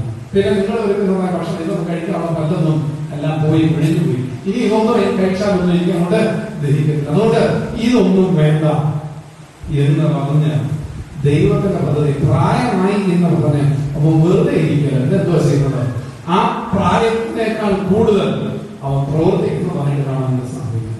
പ്രായത്തിനേക്കാൾ കൂടുതലായിട്ട് അവന്റെ ജീവിതത്തിൽ അവൻ ദൈവത്തിന്റെ നന്മകൾ അനുഭവിക്കുന്നു. അല്ലെങ്കിൽ ഈ പ്രായം എന്ന് പറയുന്നത് പോലും ദൈവത്തിന്റെ ചില പദ്ധതികളായിട്ട് പറയുന്നു. ദൈവത്തിന്റെ പദ്ധതികളാണ് ഈ പ്രായത്തിലും ദൈവത്തിന് എന്നെ കൊണ്ട് ചിലത് ചെയ്യാറുണ്ട്. ചില ആളുകൾ പറയാറുണ്ട്, എല്ലാം കഴിഞ്ഞ് ചെറുപ്പക്കാരോട് ചോദിക്കുമ്പോൾ അല്ല ഇപ്പൊ ഇതെല്ലാം ചെയ്യാം, വയസ്സായി കഴിയുമ്പോൾ വേണമെങ്കിൽ ദൈവത്തിന് ശുശ്രൂഷ ചെയ്യാം, ഇപ്പൊ ഇങ്ങനെ പോകട്ടെ. വയസ്സായി കഴിയുമ്പോൾ പറയും പക്ഷെ പ്രായം ഒക്കെ ആയില്ലേ, ഇനി പിള്ളേരെ വിളിക്കുക പ്രാർത്ഥിക്കണോ പള്ളി വരാൻ ഇങ്ങനെയൊക്കെ എന്നെ കഴിഞ്ഞ് കൂടിക്കണം. എന്നാൽ 80 വയസ്സായപ്പോഴും ബെർസിലായി മുടങ്ങാതെ ദാവീദിനെ ശുശ്രൂഷിക്കുന്നതാണ് കാണാൻ സാധിക്കുന്നത്. യോശുവ 14 അധ്യായത്തിലാണ് വരുന്നത്. കാലേബിന് 65 വയസ്സായപ്പോഴും കാലേബ് പറയുകയാണ്, ഈ പ്രായത്തിലും എനിക്ക് ദൈവം തന്നതായ കൃപയുണ്ട്, മോശനെ വിളിച്ചപ്പോഴുള്ളതായ ഒരു കൃപ എനിക്കുണ്ട് എന്നുള്ളത് അവിടെ കാലേബ് പറയുന്നു. അവിടെ ആവർത്തന പുസ്തകം 34 അധ്യായം 7 വാക്യം വായിക്കുമ്പോൾ ആവർത്തന 34 പറയുന്നുണ്ട്, മോശ മരിച്ചപ്പോൾ അവന് 120 വയസ്സായിരുന്നു. അവൻ മരിക്കുമ്പോൾ അവന്റെ കണ്ണ് മങ്ങിയിരുന്നില്ല, അവന്റെ ദേഹമെല്ലാം ക്ഷയിച്ചിരുന്നില്ല. 120 വയസ്സിലും ദൈവത്തിന്റെ പദ്ധതിയാണ് ഞാൻ ജീവിച്ചിരിക്കേണ്ടതെന്ന് തിരിച്ചറിഞ്ഞു കഴിഞ്ഞാൽ അവിടെ നിന്റെ ബലം ക്ഷയിച്ചു പോകാനായിട്ട് ഒരിക്കലും ദൈവം തമ്പുരാൻ അനുവദിക്കുന്നില്ല. 99 വയസ്സിൽ 17 മുതൽ 99 വയസ്സിലും അബ്രഹാമിനെ ദൈവം ചില പദ്ധതികൾക്ക് വേണ്ടി തെരഞ്ഞെടുക്കുന്നതായിട്ട് കാണുന്നത്. അപ്പോ ഒരു പ്രായം ഇതിന്റെ ഒരു തടസ്സമല്ലയോ, പ്രായം ദൈവത്തിന്റെ ചില പദ്ധതികളായിട്ട് നമുക്ക് കാണുവാനായിട്ട് സാധിക്കും. ഇവിടെ എന്തുകൊണ്ടാണ് ഇവൻ പ്രായത്തിൽ ദൈവ പദ്ധതി പറയുന്നത്? നമ്മളൊക്കെ ചില സമയത്ത് വയസ്സായിട്ട് അതേ കുത്തി ഇരുന്നോട് എന്ന് നമ്മൾ ചോദിക്കണം അല്ലെ? എന്താ പറഞ്ഞു കഴിഞ്ഞാൽ ഒരു ന്യൂട്രൽ, അങ്ങോട്ടും വേണ്ട ഇങ്ങോട്ടും വേണ്ട, ഒരു ഒത്തുവരുന്നത് അങ്ങോട്ടാണോ അറിയത്തില്ല, ഇങ്ങോട്ടാണോ, ഒരു ന്യൂട്രൽ ആയിട്ടൊക്കെ പോകാം എന്ന് വേണമെങ്കിൽ ഇവിടെ ബെർസിലായി ചിന്തിക്കാമല്ലോ. ഇതൊരു ന്യൂട്രലിന്റെ ലോകമാണ്. കാരണം ന്യൂട്രൽ അല്ലാതെ ഈ പക്ഷം പിടിച്ചു കഴിഞ്ഞാൽ ഒരുപക്ഷെ ഞാൻ ഇട്ടിരിക്കുന്നതായ കുപ്പായം അഴിക്കേണ്ടി വരും, ഒരുപക്ഷെ എന്റെ അധികാരത്തിൽ നിന്ന് എനിക്ക് പുറത്തിറങ്ങേണ്ടി വരും, ഒരുപക്ഷെ എന്റെ സ്ഥാനത്ത് നിന്ന് എനിക്ക് നഷ്ടപ്പെടേണ്ടി വരും. ഇപ്പുറത്തെ സ്ഥാനത്തോട് ചേർന്ന് കഴിഞ്ഞാൽ ഞാൻ ആ ഗ്രൂപ്പിലോട് ചേർന്ന് കഴിഞ്ഞു, ഇതിനെതിരായി സംസാരിക്കുന്നതായിട്ടാണ്. അല്ലെങ്കിൽ എന്റെ ജീവിതത്തിന്റെ മറ്റ് പല പ്രതിസന്ധികളും ഒരുപക്ഷെ ഞാൻ ഇപ്പുറത്തെ ഭാഗത്തോട് ചേർന്ന് കഴിഞ്ഞാൽ. അപ്പൊ അതുകൊണ്ടെന്താണ് അവിടെയില്ല, ഇവിടെ ഒരു ന്യൂട്രലായിട്ടൊന്ന് പോയാൽ ഒരു കുഴപ്പമില്ല, വളരെ നന്നായിട്ട് മുമ്പോട്ട് പോകാം എന്ന് ചിന്തിക്കുന്നതായ ഒരു കാലഘട്ടത്തിൽ ബെർസിലായി പറയുക അങ്ങനെ ന്യൂട്രൽ ആകാനൊന്നും വിലയിടുന്നില്ല. ഞാൻ ദൈവത്തിന്റെ പദ്ധതിയുടെ പക്ഷത്താണ്, പ്രതിസന്ധികളെ പദ്ധതികളാക്കുന്നതായ ദൈവത്തിനോട് ചേർത്ത് തന്നെയാണ് എന്റെയും ജീവിതം എന്ന് അവിടെ ഏറ്റവും അവസാനമായി ഞാൻ നിർത്താൻ പോകും. ഏറ്റവും അവസാനമായി ബെർസിലായുടെ ജീവിതം എന്ന് പറയുന്നത് ഒരു സംതൃപ്തി നടത്താൻ ജീവിതമാണ്. അത് ജീവിതത്തിലെ സംതൃപ്തി നടന്നു. 80 വയസ്സ് വിളിച്ചപ്പോൾ പറഞ്ഞു, എന്താ ഇനി എനിക്ക് വേണ്ട, ഞാൻ ഇവിടെ തന്നെ എന്റെ അപ്പയ്ക്കമ്മയുടെ കൂടെ മരിച്ച് ഇവിടെ തന്നെ അടക്കപ്പെട്ടോളാം, ഇനി ഒന്നും വേണ്ട, എല്ലാ സന്തോഷങ്ങളും നന്മകളും എനിക്കുണ്ട് എന്ന് പറയുന്ന ബെർസിലായി. മാത്രമല്ല ഏറ്റവും അവസാനം പോലും രാജാവ് വേണ്ട, നീ വാ എന്ന് നിർബന്ധിച്ചു. എന്റെ രാജാവെ വേണ്ട, അത്ര നിർബന്ധമാണെങ്കിൽ എന്റെ മോനെ നീ കൊണ്ടുപോകോ, നിനക്ക് എങ്ങനെയാണോ ആഗ്രഹം നീ ഉപയോഗിച്ചു. ഏറ്റവും അവസാനം പോലും ബെർസിലായിക്ക് കണക്ക് പറഞ്ഞ് തിരിച്ച് മേടിക്കാൻ പറ്റില്ലേ? അവൻ രാജാവായിട്ട് തിരിച്ചു പോവുക. ദാവീദേ മോനെ രാജാവേ, കുറെ നാളുകൾക്ക് മുമ്പ് ഞാൻ നിനക്ക് വേണ്ടി ഇന്നതൊക്കെ ചെലവാക്കി എന്ന് പറഞ്ഞ് വേണമെങ്കിൽ കൊട്ടാരത്തിൽ നിന്ന് ഒരു ചെക്ക് മേടിക്കണമായിരുന്നു. ബെർസിലായി പറഞ്ഞു, അവന്റെ ജീവിതത്തില് എല്ലാ സംതൃപ്തിയും അനുഭവിക്കുന്നതായ ഒരു ബെർസിലായി നമുക്ക് അവിടെ കാണാനായിട്ട് സാധിക്കുന്നു. അവന് ലഭിച്ചതായ അവസരം പോലും അവൻ മറ്റുള്ളവർക്ക് കൊടുക്കുന്നതായിട്ട് കാണാനായിട്ട് സാധിക്കുന്നു. അങ്ങനെ അത്രമാത്രം സംതൃപ്തിയോടെ ജീവിക്കുന്നതായ ബെർസിലായി കാണാൻ സാധിക്കും. ബെർസിലായിയുടെ ജീവിതത്തിൽ നിന്നും 4 കാര്യങ്ങളാണ് പറയാനാണ് ആഗ്രഹിച്ചത്. ഒന്ന്, അവൻ ദൈവത്തിന്റെ ഹൃദയത്തെ സ്വന്തം ഹൃദയമായി അവന്റെ ജീവിതത്തിൽ അവൻ ദൈവം എന്ത് ആഗ്രഹിച്ചോ അത് അവന്റെ ജീവിതത്തിൽ ഒരു സ്വന്തം അനുഭവം, സ്വന്തം ഹൃദയത്തിലേക്ക് അവൻ ഏറ്റെടുക്കുന്നതായിട്ട് നമുക്ക് സാധിക്കുന്നു. രണ്ടാമതായിട്ട് നമുക്ക് കാണുവാനായിട്ട് സാധിച്ചത് അവൻ ആവശ്യങ്ങൾ ആരും ചോദിക്കാൻ തന്നെ ആവശ്യങ്ങൾ അറിഞ്ഞ് പ്രവർത്തിച്ചു വരുന്നതാണ്. മൂന്നാമതായിട്ട് ദൈവത്തിന്റെ പദ്ധതി നിറവേറ്റുന്നതായ ഒരു ബെർസിലായി നമുക്ക് കാണാനായിട്ട് സാധിക്കുന്നു. പ്രായമായി എന്ന് പറഞ്ഞ് പ്രായത്തിന്റെ ക്ഷീണങ്ങളോ ബുദ്ധിമുട്ടുകളോ ഒന്നും വന്നു കൊടുക്കാതെ അവൻ ദൈവത്തിന് വേണ്ടി അവനുള്ളതെല്ലാം നൽകുവാനായിട്ട് അവൻ ശ്രമിക്കുന്നു. നാലാമതായിട്ട് കാണാൻ സാധിക്കുന്ന സംതൃപ്തി നടന്നതായ എത്ര സന്തോഷകരമായ ഒരു ജീവിതമാണ് ബെർസിലായി നടത്തുന്നത്. ഇപ്രകാരം ഏറ്റവും ശ്രേഷ്ഠമായ ജീവിതം നയിച്ചമായി ബർസില്ലായി പരിചയപ്പെട്ടപ്പോൾ ഇന്ന് എന്നോടും നിങ്ങളോട് ദൈവം ആവശ്യപ്പെടുന്നത്, എന്റെയും നിങ്ങളുടെയും ഒക്കെ ജീവിതത്തിൽ ഇന്ന് ഞാനും നിങ്ങളുമൊക്കെ ഈ സന്തോഷത്തിന്റെ അനുഭവത്തിലേക്ക് നിൽക്കുമ്പോൾ എന്റെയും നിങ്ങളുടെയും ജീവിതത്തിന്റെ പ്രതിസന്ധിയുടെ മധ്യത്തിൽ എവിടെയൊക്കെയോ ചില ബർസില്ലായ്മ നമ്മുടെയും ജീവിതത്തിൽ തൊട്ടത് കൊണ്ടാണ് ഇന്ന് ഞാൻ നിങ്ങൾ സുഖത്തോടെ ഇരിക്കുന്നത്. എവിടെയൊക്കെയോ ചില ബർസില്ലായ്മ നമുക്ക് വേണ്ടി ചിലത് ചെയ്തത് കൊണ്ടാണ് ഇത് ഞാൻ നിങ്ങൾ ഇവിടെ ഇരിക്കുന്നത്. ദൈവമക്കളെ, എന്നെയും നിങ്ങളെയും ഒക്കെ നമ്മുടെ ബർസില്ലായ്മയെ ഓർക്കാനായിട്ട് വിളിക്കുകയാണ്. നമ്മുടെ ജീവിതത്തിന്റെ കൈകളാൽ അനുഭവങ്ങളുടെ പ്രതിസന്ധികളുടെ മധ്യത്തിൽ എല്ലാ വഴികളും അടഞ്ഞു നിൽക്കുന്നതായ ഇടങ്ങളിൽ നമുക്കവിടെ കാണുവാനായിട്ട് നിൽക്കുന്നത് അനേകം ആളുകൾ അവർക്ക് വേണ്ടി തുറക്കപ്പെട്ടു, നമുക്ക് വേണ്ടി തുറക്കപ്പെട്ടു. മക്കളെ, ഞാൻ മണിപ്പൂരിൽ പോയ സമയത്ത് മണിപ്പൂരിലെ അനുഭവങ്ങളൊക്കെ പറഞ്ഞു കഴിഞ്ഞാൽ 1-2 ദിവസം പറഞ്ഞാൽ തീരുന്ന അനുഭവം. ഞാൻ പറഞ്ഞതുപോലെ ഞാൻ പോയി കണ്ടു. അങ്ങനെ ഒരുപാട് ഇടങ്ങൾ പോയി സന്ദർശിച്ചു. അതിൽ ഒരു ക്യാമ്പിൽ സംഘമായ സമയത്ത് ഒരു ക്യാമ്പിൽ ഞാൻ നേരത്തെ പറഞ്ഞതുപോലെ ഇവിടുത്തേക്കാൾ അതികഷ്ടമായ അനുഭവമാണ് അവിടുത്തെ ക്യാമ്പ് എന്ന് പറയുന്നത്. ഈ ഒരു സ്പേസ് നമുക്കൊരു 100 പേർക്ക് പറ്റുമെങ്കിൽ അവിടെ ചെന്ന് കഴിഞ്ഞാൽ ഈ 100 പേരുടെ സ്ഥാനത്ത് 250 പേർ. ആലോചിച്ച് നോക്കിയേ, ഒരു മുട്ടസൂചി പോലും ഇടാൻ പറ്റില്ല. എങ്ങനെ 250 പേര് ഇവിടെ കഴിയുന്നത്? ഒരു 100 പേര് ഇതിനകത്ത് കിടക്കണം, 150 പേര് പുറത്ത്. 100 പേർ ഉറങ്ങി കഴിയുമ്പോഴായിരിക്കും ഇവർ പുറത്തിറങ്ങിയിട്ട് പുറത്ത് നിൽക്കുന്ന 150 പേർ അകത്ത് കയറി കിടക്കാൻ പറ്റുന്നത്.